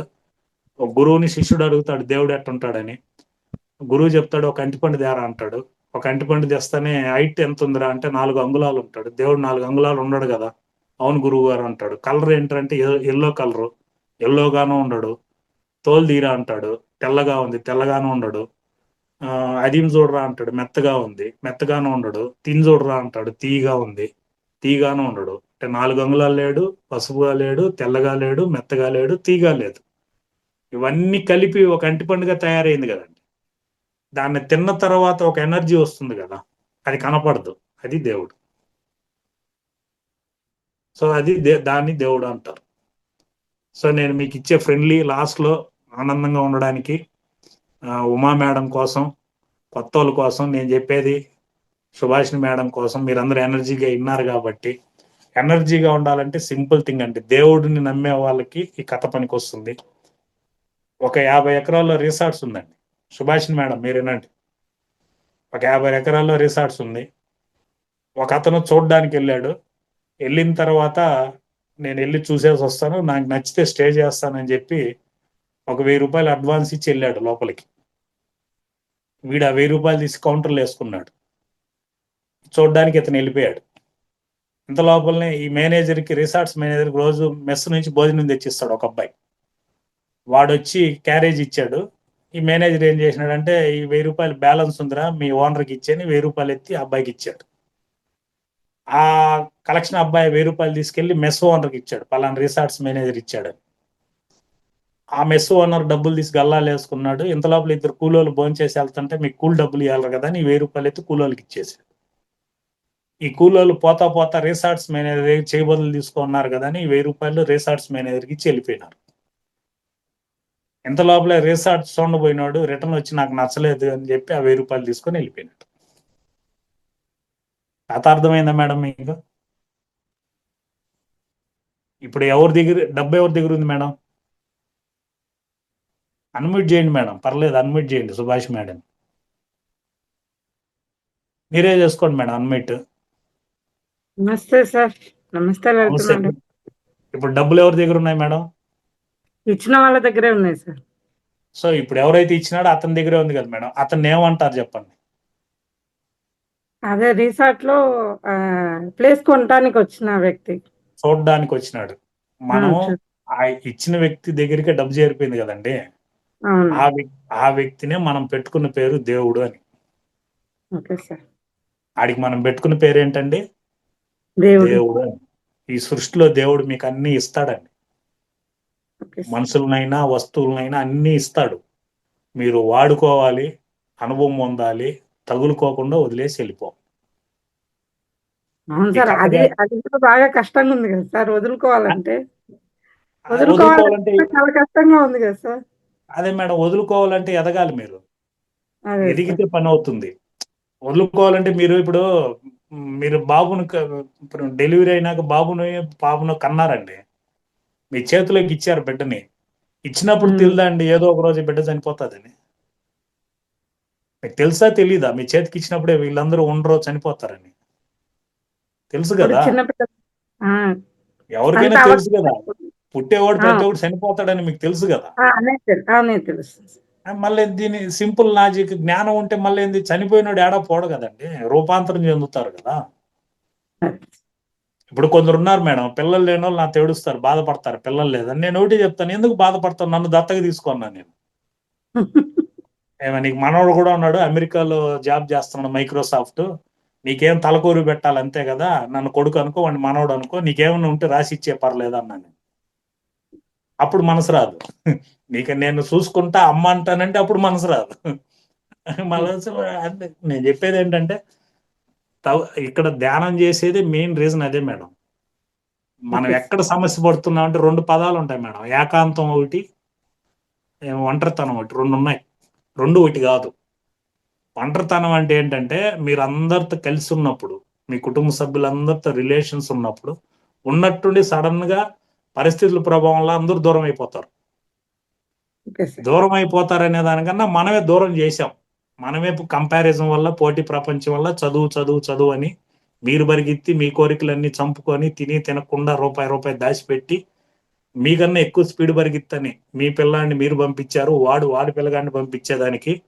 మన చిన్నప్పుడు నడుచుకుంటే యాపల తోముకుంటా నడుచుకుంటూ పోయి సంపాదించాం. నా చిన్నప్పుడు చూశాను నేను. మళ్ళా చిన్నగా మేల్తాన్ రన్ను మారి స్లోగా పరిగెత్తాం. ఏం సార్ శ్రీనివాసరావు అంతే కదా, మారతాన్ రన్ను మారి స్లోగా పరిగెత్తి సంపాదించాం. మళ్ళీ ఇప్పుడు కొంతకాలానికి పీటీ ఉషా మారి పరిగెత్తాం. ఇప్పుడు పిల్లల్ని హుసేన్ బోల్ట్ మారి ధరవుతున్నాం. వాడేం చేస్తున్నాడు, వాడి పిల్లగాన్ని రోబో మారి పరిగెత్తడానికి ట్రై చేస్తున్నాడు తప్ప ఎనికి రారని ఎవడు చెప్పట్లా. ఇప్పుడు ఎప్పుడో మనిషి చెట్లల్లో ఏలాడుతున్న కూరగాయలని కోసుకొని పిక్కొని తినేవాడు, జంతువుని చంపి తినేది తెలియదు వాడికి. అడవి సహజ సిద్ధంగా కాలిపోతే అక్కడ జంతువు ఉడికిపోతే ఆ ఉడికిపోయిన జంతువుని ఎత్తి ఏలు పెట్టి మెత్తగా ఉంటే నేలిక మీద పెట్టినాడు. ఒరే జంతువు చచ్చిపోతే టేస్ట్ ఉందని చెప్పి ఫస్ట్ నేలిక మీద పెట్టినైనా వచ్చిన ఆలోచన చంపేవాళ్ళు జంతువునని మృగలక్షణం వచ్చింది. పెద్ద రాయి ఎత్తి కొట్టడం మొదలు పెట్టాడు. రోజు రాయి ఎత్తి కొట్టలేక ఈటు కనుక్కున్నాడు. రోజు ఈటెత్తుకొని పరిగెత్తే ఓపిక లేక బాణం కనుక్కున్నాడు. కొండపై నుంచి రౌండ్గా దొల్లుతున్న రాళ్ళని చూసి చక్రం కనుక్కున్నాడు. ఈ రోజు విమానం కనుక్కున్నాడు. మీరు బాగా చెప్పండి, విమానం కనుక్కొని ఆడికి పోతున్నాడండి? తినడానికే కదా, అంతే సార్. తినడానికే కదా మేడం, ఒప్పుకోండి, తినడానికే కదా. తింటా. ఆడు తినడం, ఆడి బిడ్డలను తినేదానికి ఎత్తి పెట్టడం. ఎక్కడైనా 4 గేదెలు ఒడ్డ చేరితే మాట్లాడాయా మేడం? ఎన్ని మోపులు గడ్డి తిన్నావు, ఎన్ని ఎత్తి పెట్టినావు పిల్లలకని? ఎక్కడ డిస్కషన్ చేయవే అవి. అందుకే బీపీ షుగర్ లేదు, ప్రశాంతంగా ఉన్నాయి. మీరు తమాషా తెలుసు మొత్తం అంతా ఇదే మీటింగే సరిపోతుంది సార్. మేడం, తమాషా ఏం తెలుసా, మనం రాత్రి పనుకోవాలంటే కూడా జంతువు అవ్వాలి మేడం. అడ్డంగా పనుకుంటే తప్ప నిద్ర రాదు మనకి. వెన్నుముక్క అడ్డంగా ఉంటే నిద్ర వస్తుంది తెలుసా మీకు? నిలబడితే నిద్ర రాదు మనకి. అందుకని మన డాక్టర్ దగ్గరికి పోతే కూర్చుంటే అన్ని నిజాలు చెప్పం మనం. అందుకని పండబెట్టి టెస్ట్ చేస్తారు, పండబెడితే అన్ని చెప్పేస్తారు మీరు. ఇది ఒక లాజిక్ తెలుసా మీకు? బెంచ్ వేసి పండబెడితే చాలా ఫ్రీగా అడగని విషయాలన్నీ చెప్తారు డాక్టర్ మీకు. ఎందుకంటే అప్పుడు మైండ్లో ఏముండదు, అందుకే జంతువు ప్రశాంతంగా ఉంటుంది.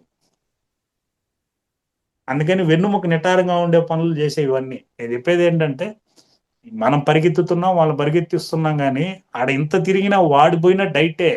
ఆడిపోయిన ఒక చపాతీ, జ్యూసులు, లిక్విడ్ డైట్గా వచ్చేసినారు, ఇంటర్మీడియట్ ఫాస్టింగ్ వచ్చేసినారు. మీ పిల్లల్ని కూడా పంపించండి ఫారిన్కి, వాడు కూడా లిక్విడ్ దాగి రోజుకు ఒక పూట జ్యూసులు దాక్కుంటున్నాడు. ఎంత చేసుకున్నా ఎవరికి ఎత్తి పెడుతున్నారు, ఎందుకు ఎత్తి పెడుతున్నారు తెలియట్లేదు. మన ముందు యుద్ధాలు జరిగిపోతుంది, కార్లు మేళ్ళు అంతా, యుక్రెయిన్ యుద్ధం వచ్చింది, రోడ్లోకి వచ్చేసినారు. అయినా ధర్మరాజు కథే, యక్షప్రశ్నలు తెలుసు కదా, మీరు విన్నారు కదా. మరి ఇంకా ఎన్ని కథలు వినుంటారు ఈ జూమ్ క్లాసుల్లో. మీరేం చేయాలంటే చాలా ఇంట్రెస్ట్ వస్తుంది సార్. మీరేం చేయాలంటే, అందరూ కలిసి ఉన్నప్పుడు ఉన్నట్టుండి అందరూ వెళ్ళిపోతారు కాబట్టి, ఒంటరితనంలోకి వెళ్ళిపోతున్నారు కాబట్టి మీకు ఆ ఫీలింగ్ బాధ ఉంటుంది. నేనేమంటానంటే, మీరు అందరూ ఉండంగానే ఏకాంతం ప్రాక్టీస్ చేయండి. Okay sir. ఏకాంతం అంటే, కాంతం అంటే కోరిక, ఏ కోరిక లేకుండా అందరిలోనే ఉండండి. మీతో పాటు మీరే ఏకాంతంగా ప్రాక్టీస్ చేయండి. అప్పుడు మీకు ఇది ఎక్స్పీరియన్స్ వచ్చే కొద్దికి మీరు ఫీల్ అవ్వరు. మీ వాళ్ళు అనుకునే దానివల్ల మీకు ఫీలింగ్ అవుతుంది మేడం. మీ చుట్టూ చాలా మంది మనుషులు ఉన్నారు కదా, వాళ్ళు కూడా మనమే అని అనుకున్నప్పుడు మీకు ఎందుకు బాధ వేస్తుంది చెప్పండి? వాళ్ళతో మాట్లాడచ్చు కదా. మీ కడుపులో పుట్టి మీకు రిలేషన్ ఉండే వాళ్ళే దూరం అయినారు, ఎందుకు బాధ? పక్కన వాళ్ళు మనల్ని దేవుళ్ళలాగా మొక్కే వాళ్ళు చాలా మంది ఉన్నారు కదా. నేను అందుకే రోడ్లో బొప్పాయిలు అమ్మేవాళ్ళు, జాంకాయలు అమ్మేవాళ్ళు అందరికీ ధ్యానం చెప్తాను. రోడ్లో పోతే సార్ అందరూ దండం పెడతారు, రండి సార్ కూర్చోండి సార్, బొప్పాయి తినండి సార్. అది అంటే మన అనుకోవాలి మనం.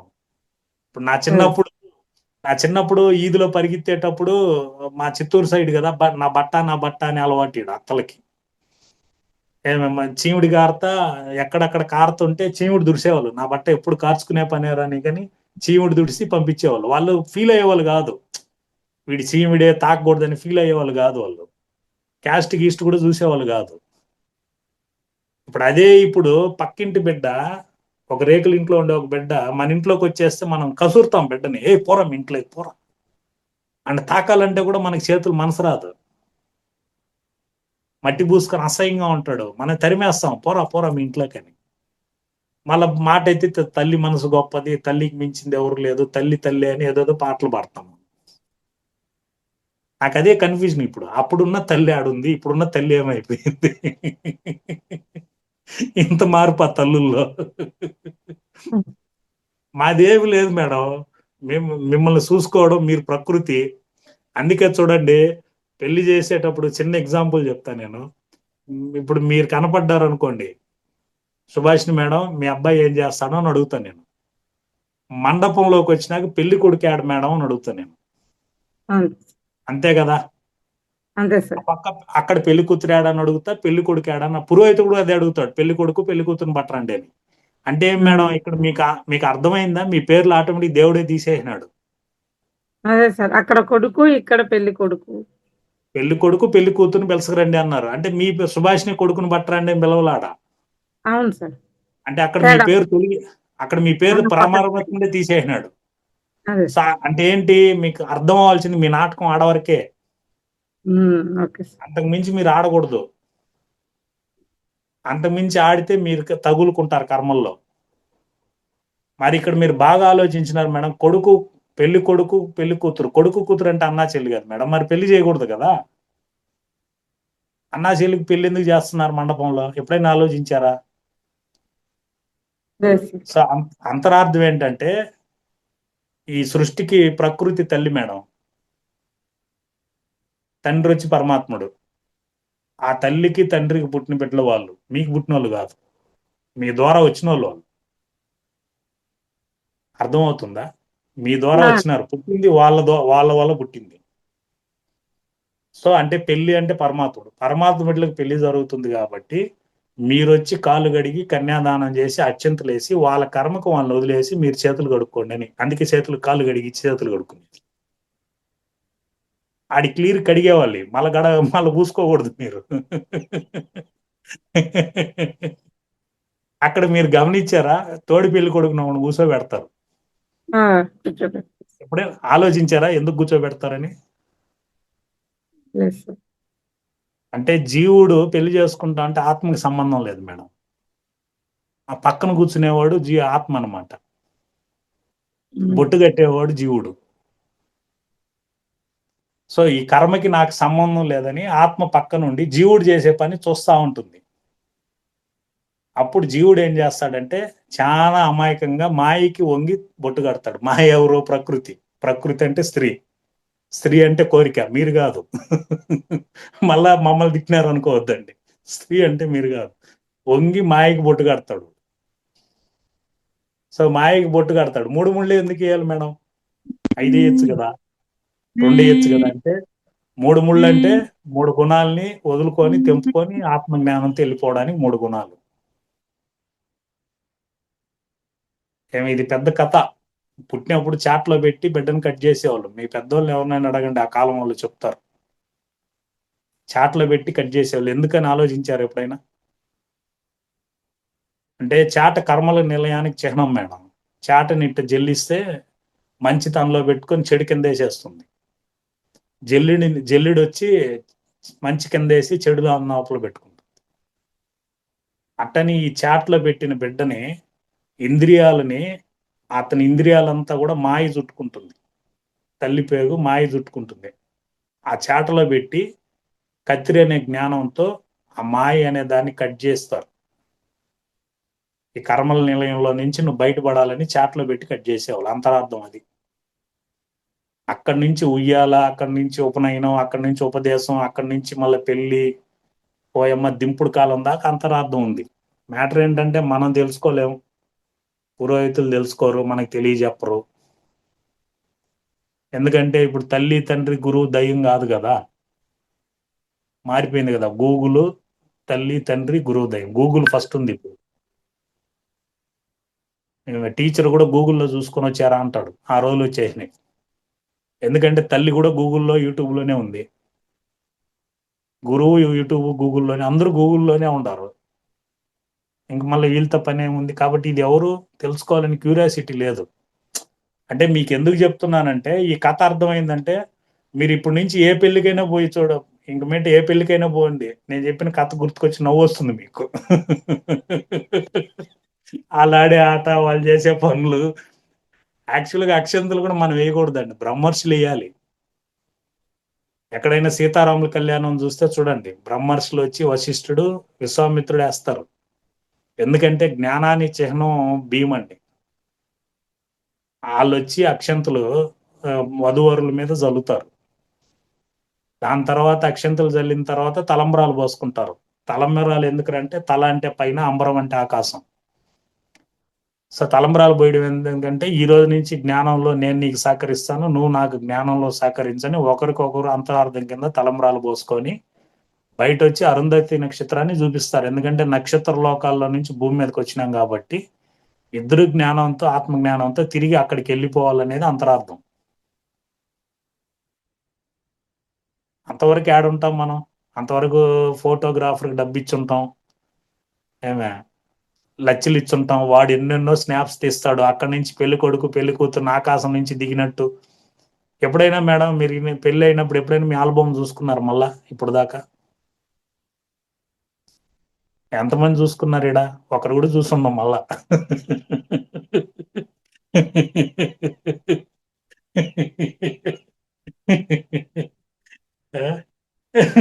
ఆల్బమ్ మళ్ళా చూసుకోము, దానికి అన్ని లక్షలు పెట్టి కోట్లు పెట్టి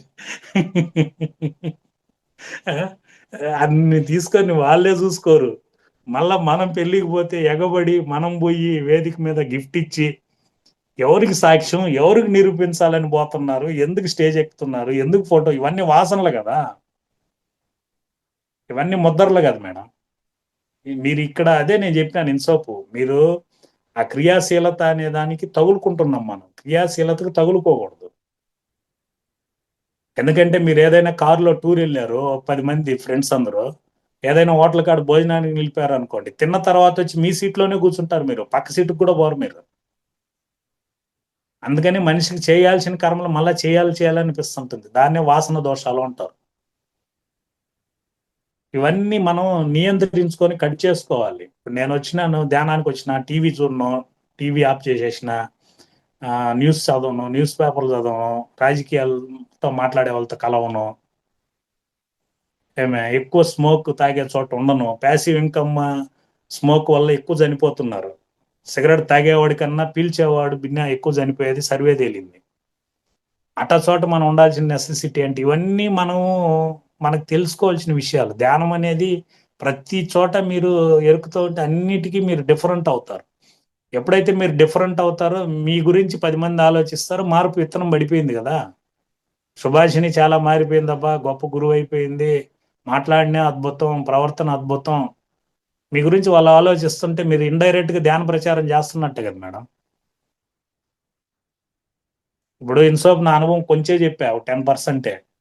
కానీ మీరు ఏ రోజైనా తిరుపతికి వచ్చినా, భగవంతుడి దర్శనానికి వచ్చినా, విశ్వప్రసాద్ అనే ఒక వ్యక్తి ఉన్నాడు, అద్భుతంగా నవ్విపించినాడని మీ ఎదలో మదిలో ఉన్నానా లేదా? నేను ఇది చాలదా మేడం నా జన్మకి, ఇంకేం కావాలా?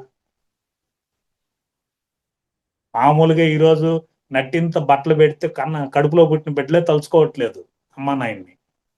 అట్టాది పత్రిజీ గారి పుణ్యమా అని, గురువు గారి యొక్క అదృష్టం ఆయన దగ్గర ఉండడం, ఈ కలియుగంలో ఆయనతో మనం తిరగడం, నా అదృష్టం ఆయన దగ్గర నేను హక్ చేసుకొని ముద్దు పెట్టుకోవడం, అదన్నీ నేను చెప్పలేదన్నట్టు. ఎందుకనంటే ఆయన చివరి రోజుల్లో ఆయన వెళ్తాడు అనుకోలేదు, కానీ ఆయనతో కూడా నేను రాయలసీమ, ఆంధ్ర, కోస్తా అంతా తిరిగానండి. ఆయన 40 ఏళ్ళ క్రితం కట్టిన పిరమిడ్లన్నీ కూడా తిరిగాను నేను, ఆయనతో చూశాను నేను.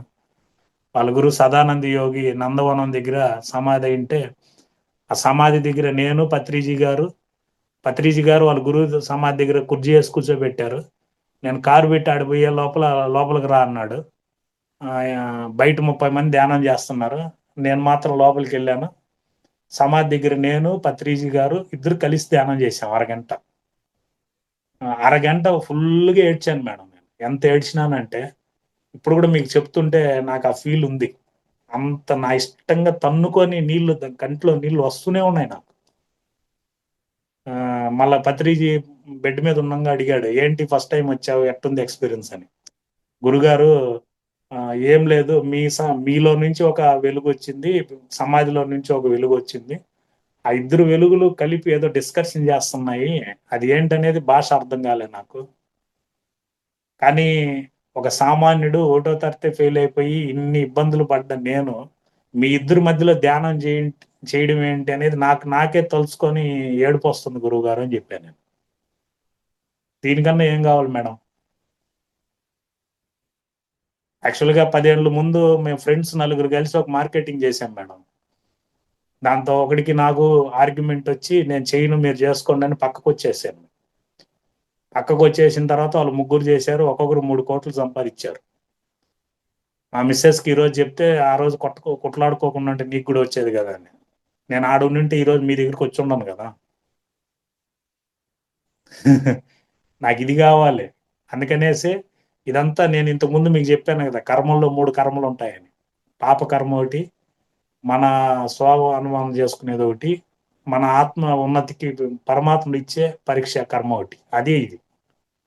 నన్ను అట్ట పోనీయకుండా నన్ను ఇట్ట రప్పించుకోవడానికి అక్కడ పరీక్ష అనమాట. ఇక్కడ నేను వచ్చాను, పత్రికతో తిరిగాను, ఈ అనుభవాలన్నీ వచ్చాయి. ఇప్పుడు నాకు 1000 కోట్లు ఇచ్చినా బ్యాలెన్స్గా ఉన్నా నేను.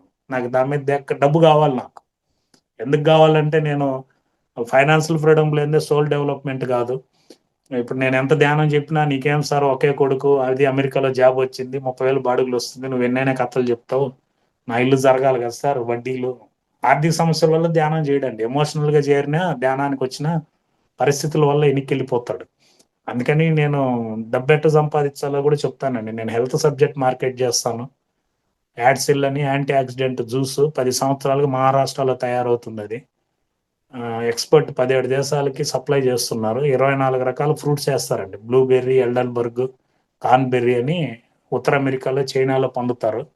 ఆ ఫ్రూట్ ఎక్స్ట్రాక్ట్ తీసి ఆ జ్యూస్ తయారు చేస్తారు మేడం. 24 రకాల ఫ్రూట్స్తో వస్తుంది, లీటర్ బాటిల్. అది అర్లీ మార్నింగ్ మనకు ప్రతిరోజు ఒరాక్ వాల్యూస్ ఉంటుంది. మనకు 5000 ఒరాక్ వాల్యూ కావాలి బాడీకి.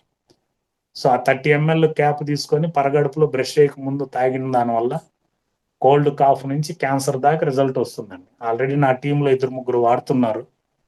టాటా క్యాన్సర్ హాస్పిటల్లో కీమో రేడియేషన్కి వెళ్ళిన వాళ్ళు కూడా ఇప్పుడు 2వ బాటిల్ తాగి రేడియేషన్ కీమో నిలిపేశారు. బ్లడ్ కూడా 6 లీటర్లు ఎక్కించాలన్నారు. మన జ్యూస్ తాగి బ్లడ్ కూడా అవసరం లేదు, బాగుందని చెప్పారు. ఇప్పటికీ 500 బాటిల్ సప్లై చేశాను నేను. మా ఫ్రెండ్స్ హైదరాబాద్ మియాపూర్లో ఆఫీస్ పెట్టి తీసుకున్నారు ఇండియా అంతా సప్లై చేయాలని. సో నాకు తిరుపతి డిస్టిక్కి నన్ను చేయమని ఇచ్చారు. నేను దాన్ని ప్రమోట్ చేస్తున్నాను. నేను మీకు దాని గురించి పీడిఎఫ్ ఇంట్రెస్ట్ ఉంటే నాకు కాల్ చేయండి, నేను దాని గురించి ఎక్స్ప్లెయిన్ చేస్తా, పీడిఎఫ్ పెడతాను. హెల్త్ సబ్జెక్ట్ అది, హెల్త్ వెల్త్ అనే దాని మీద దాన్ని మార్కెట్ చేస్తున్నాను. ట్రెడిషనల్గా దొరకదండి, మన దగ్గరే దొరుకుతుంది. అది కంపెనీ వచ్చి ₹10 వచ్చే ప్రాఫిట్లు 10% వాళ్ళు తీసుకుంటే 90% మనకి ఇస్తారు ఆ ప్రోడక్ట్. తొందరలో దానికి రిలేటెడ్గా ప్రోటీన్ పౌడర్ ఒకటి, దాంతోపాటు స్పిరులినా ఒకటి, కొన్ని డెఫిషియన్స్ ఉన్నాయి కదా, దాన్ని కూడా ఆర్గానిక్ ఒక కిట్ ఇస్తున్నాము. కోకోనట్ ఆయిల్ కూడా ఒకటి ఇంట్రొడ్యూస్ చేయాలనుకుంటున్నాం. ఎందుకంటే ఎక్కువ హార్ట్ అటాక్స్ వచ్చేది మిగతా ఆయిల్స్ వల్ల. మన ఇండియాలో, భారతదేశంలో హార్ట్ అటాక్స్ బాగా తక్కువ ఉండే స్టేట్ కేరళ అనమాట. సో కోకోనట్ ఆయిల్ తక్కువ వాడతారు. సో ఆ కోకోనట్ ఆయిల్ అనేది చాలా బెస్ట్ అన్ని ఆయిల్స్ కన్నా. అదొక ఆయిల్ కూడా ఇంట్రొడ్యూస్ చేయాలని అనుకుంటున్నాం. అంటే హెల్త్ వెల్త్ రెండు. వెల్త్ కూడా చెప్తాను నేను, సంపాదించేది కూడా. ఎందుకంటే ధ్యానమే చేయండి అన్నీ వస్తుందని చెప్పడం కూడా రాంగ్ అయిపోతుంది. సంపాదించేది కూడా చెప్పాలి, సంపాదనకు తగులుకోకుండా దాన్ని ఏం చేయాలి సొసైటీ కోసం అనేది కూడా నేర్పియాలి. ఎందుకంటే ఆ సంపాదించే వాళ్ళ దగ్గరికి పోయి ధ్యానం చెప్తున్నాను, ధ్యానం చేసే వాళ్ళకి, ఇంట్రెస్ట్ ఉండే వాళ్ళకి ఎట్లా సంపాదించాలో చెప్తున్నాను. 2 పనులు చేస్తున్నాను నేను, ఇద్దరు కావాలి కాబట్టి. అంటే నాకు సింపుల్ శ్రీనివాసరావు గారు సార్, సింపుల్ ఏంటంటే ఒక కారు ఉంది, డీజిల్ ఉందనుకోండి, ఫుల్గా తిరిగినాం అనుకోండి కారు చెడిపోతుంది.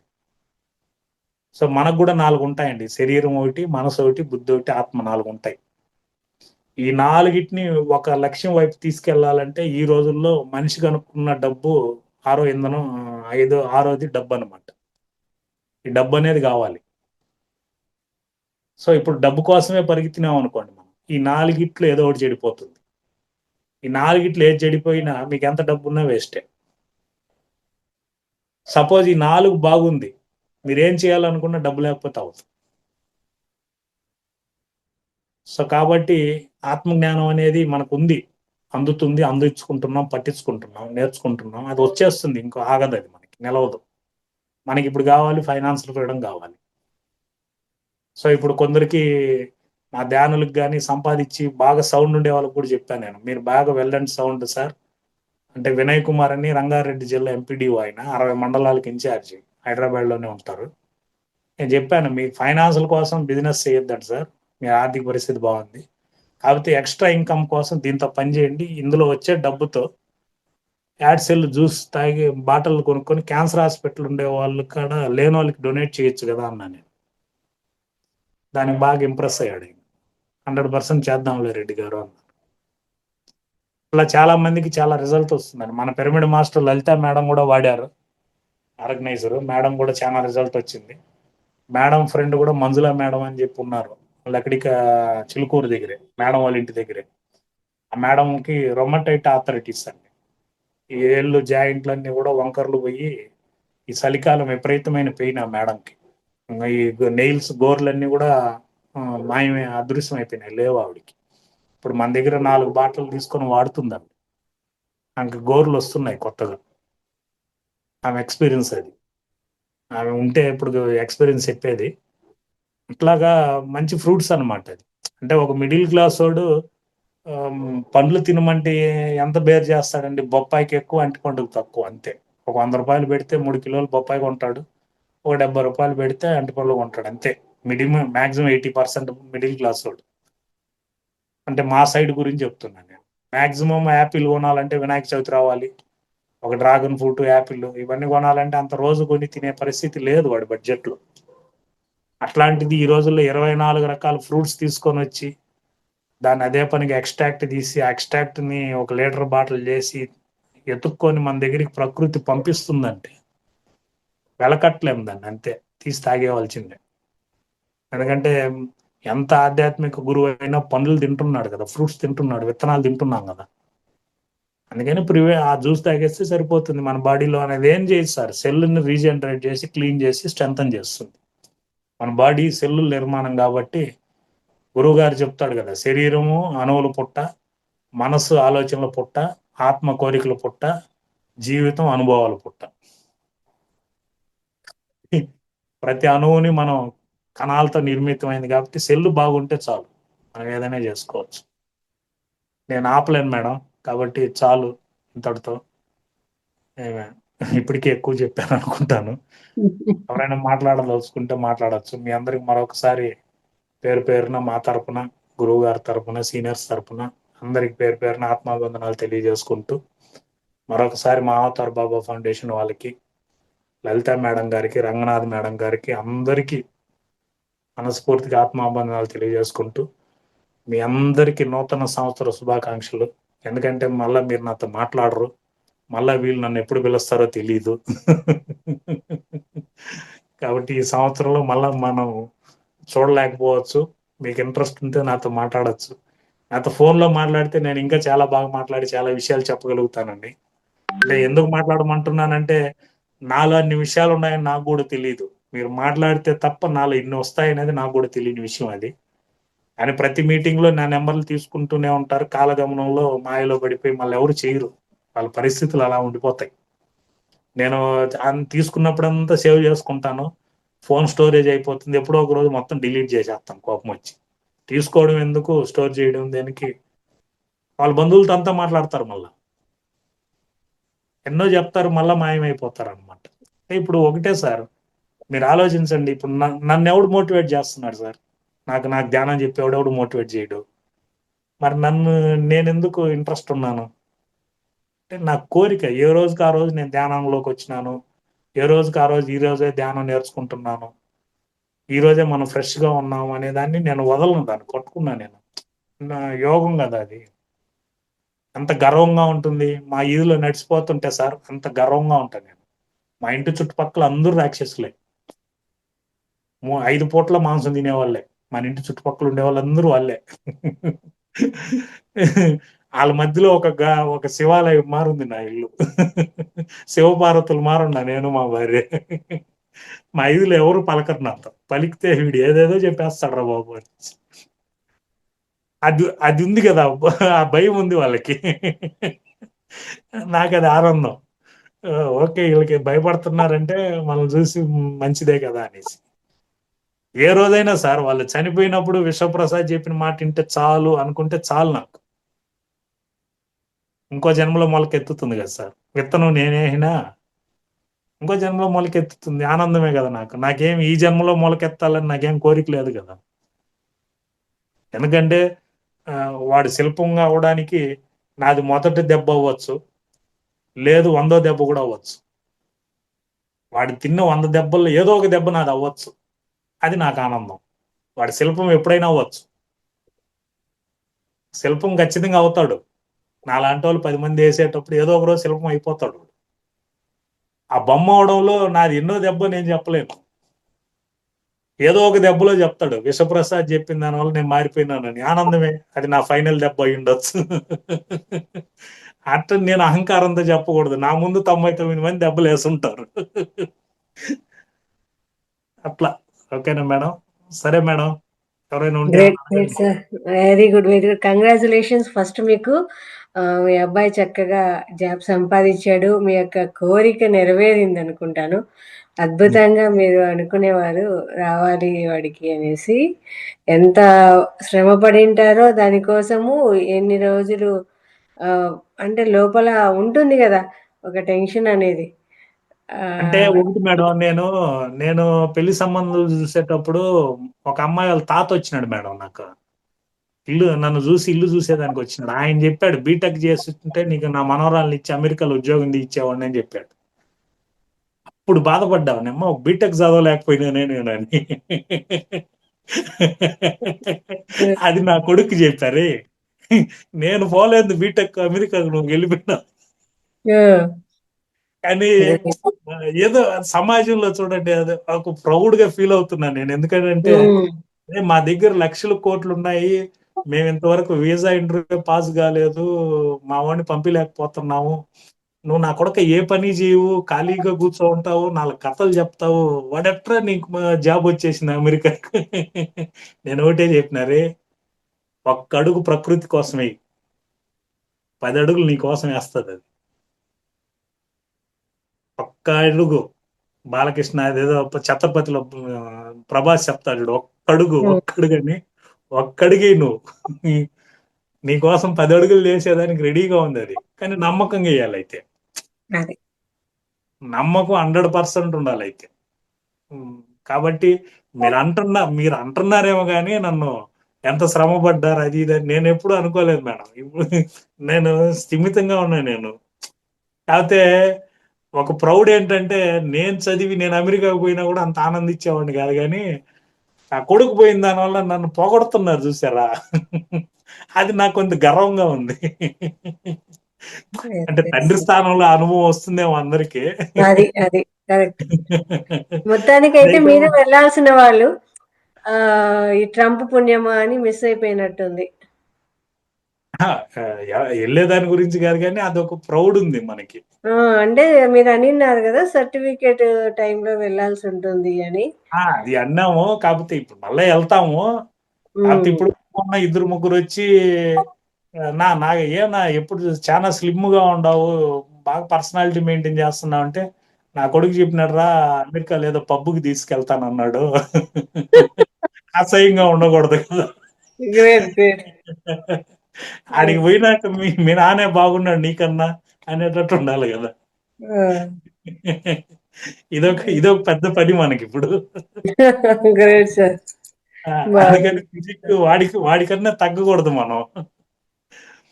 రేపు కోడాలు వాడికి పెళ్ళి అయినప్పుడు కూడా ఆడి కోసం వచ్చే ఫ్రెండ్స్, నా కోడాలు ఫ్రెండ్స్ కూడా మనల్ని కొంచెం లైన్ వేసేటట్టు ఉండాల. అప్పుడే మన యూత్ గా ఉంటాం అనేది నేను ఆలోచించుకుంటూ ఉంటాను నేను. బాగుంది సార్, మొత్తానికి అంటే అద్భుతంగా ఉంది, అద్భుతంగా ఉంది. అది ఎనర్జీ మేడం. అంటే మనం సెల్కి ఇచ్చే ఒక ఎనర్జీ అది. అవును అవును. మన సెల్కి మనం నిరుత్సాహం కాకుండా ఎప్పుడు యాక్టివ్ గా మనల్ని మనము హుషారుగా ఇప్పుడు ఉంచుకోవడం. ఎంతసేపు రామకోటి రాసినట్టు నాకు బాగలే, నాకు ఆ నొప్పి, అదే నాకు ఈ నొప్పి, నేనేం చేసినా తగ్గలే, నేను ధ్యానం చేసినా తగ్గలే, నాకు ఇన్నేళ్ళు మోకాలు నొప్పి పోలే, ఏం ధ్యానం లలిత, ఇదే రామకోటి మారి రాసుకుంటా అంతే. ఉంటే కరెక్ట్ కరెక్ట్. నువ్వు హిమాలయాలు పోయి కూర్చున్నా తగ్గదు అది. తగ్గదు. దాన్ని మనం వదిలేవాలి. వచ్చినావా, నీకు నచ్చిన పలకరిస్తే రోజు. నొప్పులు నొప్పులు నొప్పులు అనుకుంటా ఉంటే అదే వాస్తవం, తదాస్తు తదాస్తు అని అదే అయిపోతూ ఉంటుంది కదా సార్. ఇప్పుడు ప్రతిరోజు ఏంటంటే మేడం, ప్రతిరోజు మనలో కూడా త్రిమూర్తులు ఉంటారు. తెల్లారితో లేస్తానే బ్రహ్మ ఉండాలి, పగులంతా విష్ణు ఉంటాడు, రాత్రి అయితే శివుడు అయిపోవాలి. రమణ మహర్షి ఫోటోలు ఎంతమంది చూశారు మేడం? అందరూ చూశారు కదా మీరు రమణ మహర్షి ఫోటో. ఏం వేసుకో ఉంటాడు బట్టలు? ఏం పుట్టగోసి అంతే, ఒక గోసి వేసుకో ఉంటాడు.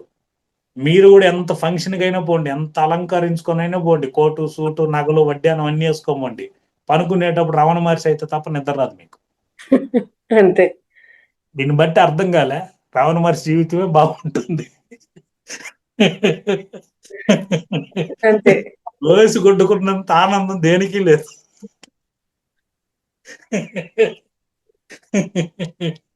ఆయన ఆల్రెడీ ప్రూవ్ చేసినాడు.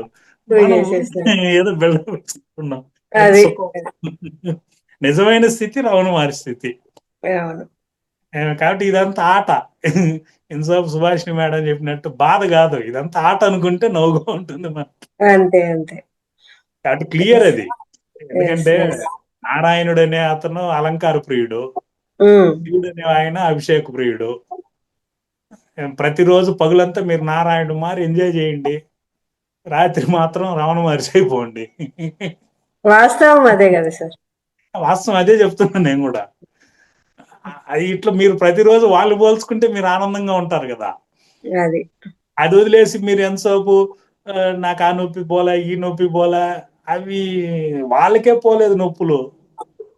మీరు ఒకసారి చరిత్ర మన ఋషుల గురించి అందరి గురించి చూసుకోండి. వాళ్ళకున్న ఎనర్జీతో, సాధనతో వాళ్ళకున్న జబ్బులు తగ్గించుకోవచ్చా, తగ్గించుకోకూడదా? చేసుకోవచ్చు. తగ్గించుకోవచ్చు కదా సార్. కానీ ఎవరు కూడా తగ్గించుకోకుండా ఆ కర్మతోనే వెళ్ళిపోయినారు వాళ్ళు. కానీ ఎంతమందికి తగ్గించుంటారు వాళ్ళు? అంటే ఎనర్జీ ఎంతసేపు యూనివర్స్ ప్రపంచంలో వాళ్ళ కోసమే ఖర్చు పెట్టారు తప్ప వ్యక్తిగతంగా వాడుకోలే. మనం ఏం చేస్తాం తెలుసిన, ధ్యానంలోకి వస్తే నాకు తగ్గితే తప్ప ఇంకొకరికి ధ్యానం చెప్పం మనం. ఇది మన దగ్గర ఉన్న దరిద్రపు ఆలోచన. నేను ధ్యానానికి వచ్చినా నాకు తగ్గితే నేను చెప్తానంటారు. వీళ్ళకి మొండి కర్మ అయి ఉండొచ్చు, సత్యదాకా కూడా తగ్గకపోవచ్చు, కానీ చెప్పమంటారు వీళ్ళు. నేను చెప్పి మొన్న ఒక మేడంతో ఇదే మేడం ఆర్గ్యుమెంట్. నాకు తగ్గలేదు సార్, నేను అప్పుడే చెప్పిన మేడం, ఈ కాన్సెప్ట్ పెట్టుకుంటే నీకు ఎప్పుడు తగ్గదు. నీకు తగ్గుతుందో లేదో తర్వాత చెప్పు, వాళ్ళకి తగ్గుతుంది కదా. వాళ్ళకి తగ్గి మైక్ ఎత్తుకొని నీ వల్ల తగ్గింది, లలిత మేడం వల్ల తగ్గింది, ఆమె నాకు దేవత అంటే అది చాలదా మొత్తం ఈ నొప్పి ఎంత సోపు దాని ముందా. అంతే. అంటే రోజుకి 10 మంది నిన్ను దేవుడు అని మొక్కుతా అంటే ఈ నొప్పి ఏడ మేడం ఎప్పుడు వెళ్ళిపోతుంది అది. దాన్ని అనుభవించకుండా ఎంతసేపు నాకు తగ్గలేదంటే ఎడ తగ్గుతుంది మైండ్ సెట్ మారకుండా. ఫస్ట్ ఆఫ్ ఆల్ ఏంటంటే నేను చెప్పినట్టు ఆ కర్మలు చూసుకోవాలి, తగ్గకుండా అడిగిపోతుంది. రోగాలు భోగాలే కాదు కదా, రోగాలు కూడా భోగాలు అనుకుంటే ఆనందంగా ఉంటుంది. బాధే సౌఖ్యం. చాలా ఫెసిలిటీస్ వచ్చున్నాయి కదా, మనకి ఎందుకు వస్తుంది? మూలానికి పోవాలి, ఆ మూలానికి పోయి దాని పరిష్కారం చూస్తే అయిపోతుంది. అది మనం ఒక వయసు వరకు పట్టించుకోం మేడం. మీకు తల ఉందా లేదని ఎప్పుడు తెలుస్తుంది చెప్పండి మేడం? తలనొప్పి వచ్చిన అది. చెయ్యి నొప్పి ఎప్పుడు తెలుస్తుంది? చెయ్యి ఉందా లేదా తెలిసినప్పుడే. అంటే ఏంటి? శరీరాన్ని మీద పూర్తిగా ధ్యాస లేని స్థితికి పోయినప్పుడే మీరు ఆలోచన లేని స్థితికి పోయినట్టు. మీరు మొన్నటి దాకా ధ్యానానికి రాకముందు ఒళ్ళు జడగొట్టుకున్నప్పుడంతా మీకు శరీరం మీద ధ్యాస లేదు. పెట్రోల్ పోసిందంతా డీజిల్ పోసినారు, డీజిల్ పోసిందంతా కిరోసిన్ పోసినారు, శరీరాన్ని తాడు దింపేసినాము. దాని ఎఫెక్ట్ ఇప్పుడు వచ్చింది. ఇప్పుడు మళ్ళా మనం యూత్ అయిపోవాలి, పరిగెత్తేవాలంటే ఎట్ అవుతుంది? ఇప్పుడు నేను మీ ఇంటికి వచ్చినాను మేడం అనుకుందాం, మన ఇంటికి వచ్చినాను, మన ఇంట్లో ఒక 5 నిమిషాలు ఉండేసి వద్దామని అనుకున్నాను నేను. కానీ నేను వచ్చే కొద్దికి మీరు శామరాని అంటున్నారు, ఇల్లు నీట్గా పెట్టుకున్నారు, బ్రహ్మాండంగా ఉంది గర్భగుడి మరి. 5 నిమిషాలు ఉండాలనుకున్నాను, 3 గంటలైనా పోబుద్ది కాల. ఎందువల్ల? బాగుంది కాబట్టి. ఇల్లు గర్భగుడి మారింది, ఉందామా అని ఉంది. అట్లాగే మీ బాడీలోకి ఒక జబ్బు వచ్చింది అనుకోండి, మీరు పరమాత్ముడు చెప్పిన పద్ధతిలోనే శరీరాన్ని పాటిస్తున్నారు. అప్పుడు ఆ జబ్బు ఏం చేస్తుంది? ఉంటుందా, వెళ్ళిపోతుందా? బాగుంది కాబట్టి ఉంటుంది. ఎందుకు ఉంటుంది మేడం? వెళ్ళిపోతుంది. అది ఇంత బాగుండేదాన్ని గలీజ్ చేయడం ఎందుకని వెళ్ళిపోతుంది. అది దేవుడు చెప్పిన విధంగానే పెట్టుకోంది కదా, దీన్ని ఎందుకు ఏడిపించడం అని చెప్పి సూపర్ నువ్వు అని నీకు మార్కులు వేసి వెళ్ళిపోతుంది, రేటింగ్ ఇచ్చి వెళ్ళిపోతుంది. అది ఒకవేళ ఉందనుకోండి, మీరు చెప్పండి 2 రోజులు ఉండు, బాగానే పెట్టుకున్నాను, చూసినావు కదా ఇన్ఫెక్షన్ అయిపోయింది కదా, ఇన్స్పెక్షన్ అంతా అయిపోయింది కదా, వెళ్ళిపోంటే వెళ్ళిపోతుంది. అది బాగుండాలి, బాగా చూసుకొని వెళ్ళిపోతుంది, అంతే కదా. సపోజ్ మీ ఇంట్లో నేను 2 రోజులు ఉండాలని వచ్చినాను మేడం, మీరు మున్సిపాలిటీ కుప్ప చెత్త ఇల్లు చెత్త అంతా పెట్టున్నారు ఇంట్లో, ఇప్పుడు ఉంటానా, వెళ్ళిపోతానా? వెళ్ళిపోతారు. వెళ్ళిపోను, కోపం వస్తుంది. ఇంత బాగా శరీరాన్ని పెట్టుకో అంటే ఇంత తాడి దింపిందా ఈ మేడమా? నేను ఇంకా 2 రోజులు తాడి దింపుతాను. ఎందుకంటే చెత్త పోసిన చోట అందరూ చెత్త పోస్తారు కదా! బాగుంది. ఎవడు చెత్తేస్తే అందరూ చెత్త ఆడేస్తాం మనం. అట్లాగా నువ్వు చెప్పిన విధంగా శరీర ధర్మం పాటించలే. పరమాత్మ చెప్పిన విధంగా నువ్వు లేవు. అట్లాంటప్పుడు నాకేమవుతుంది? అక్కడి నుంచి వచ్చిన వైరస్ వాళ్ళ ఆర్డర్ వల్లే కదా వచ్చినా నేను మీ బాడీలోకి. అప్పుడు నాకు కోపం ఎక్కువ వచ్చి నిన్ను నేను ఇంకా ఏడిపిస్తాను. ఎంత ఏడిపిస్తానంటే చచ్చిపోతే బాగున్ను, నన్ను తీసుకెళ్ళిపో దేవుడా, నా వల్ల కాలేదనే మాటలు వచ్చేంత వరకు ఏడిపిస్తాను నేను. అట్టని తీసుకెళ్ళిపోను నేను నిన్ను. ఏడిపించి టక్కన వదిలేసి వెళ్ళిపోతాను నేను.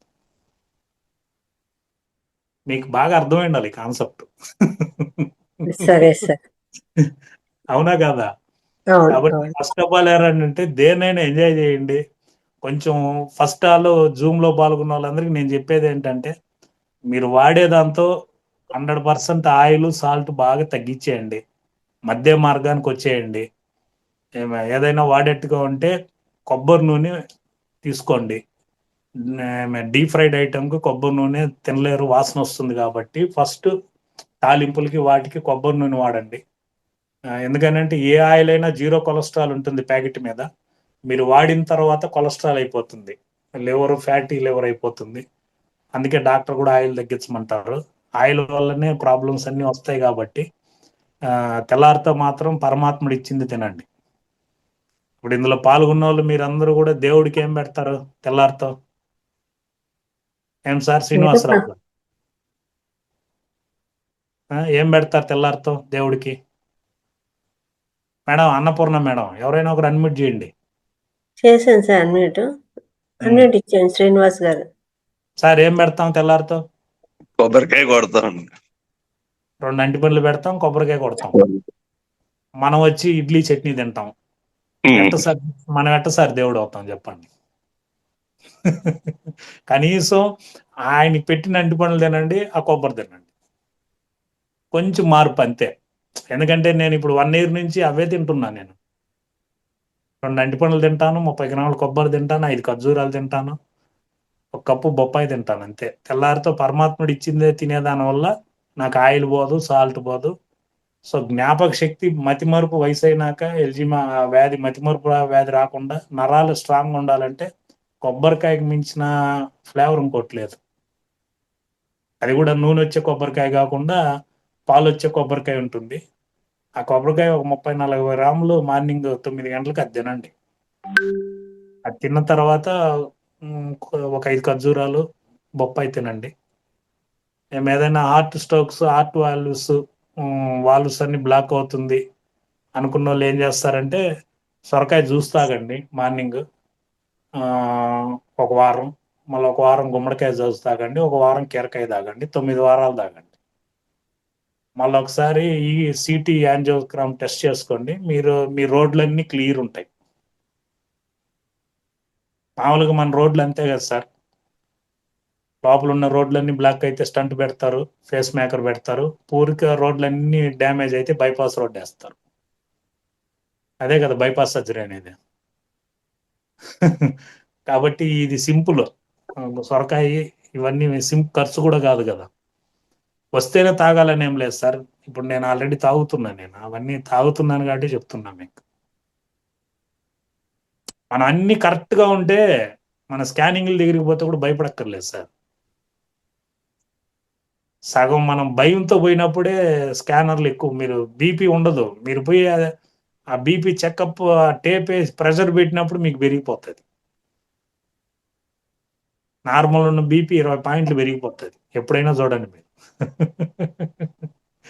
డాక్టర్ ప్రశాంతంగా ఉండండి అన్నప్పటి నుంచి ప్రశాంతత పొడుస్తుంది మనకి. మెయిన్ అది ప్రాబ్లం. అందుకని దానికన్నా ముందు మీరే హ్యాపీగా ఉండడానికి ట్రై చేయండి, ఆనందంగా. ఇంకా మేడం ఎనీబడి? ఎస్ సార్, ఖచ్చితంగా. Thank you very much. అద్భుతమైన క్లాసు, సమగ్ర జీవన శైలి, ఆధ్యాత్మిక ధ్యాన అనుభవాలు, అలాగే ధ్యానం క్లాసు అన్నీ నడిచిపోయినాయి. మొత్తం అంతా మొత్తం రౌండ్ చేసేసారు. ఇన్ని రోజులు విశ్వప్రసాద్ సార్ చెప్పిన క్లాసులన్నీ ఒక ఎత్తు అయితే, ఈ ఒక్కరోజే ఒక ఎత్తు అయిపోయింది అనమాట. అద్భుతంగా ఇన్ని రోజులు గ్యాప్ అంతా కవర్ అయిపోయింది. Thank you very much sir. Super.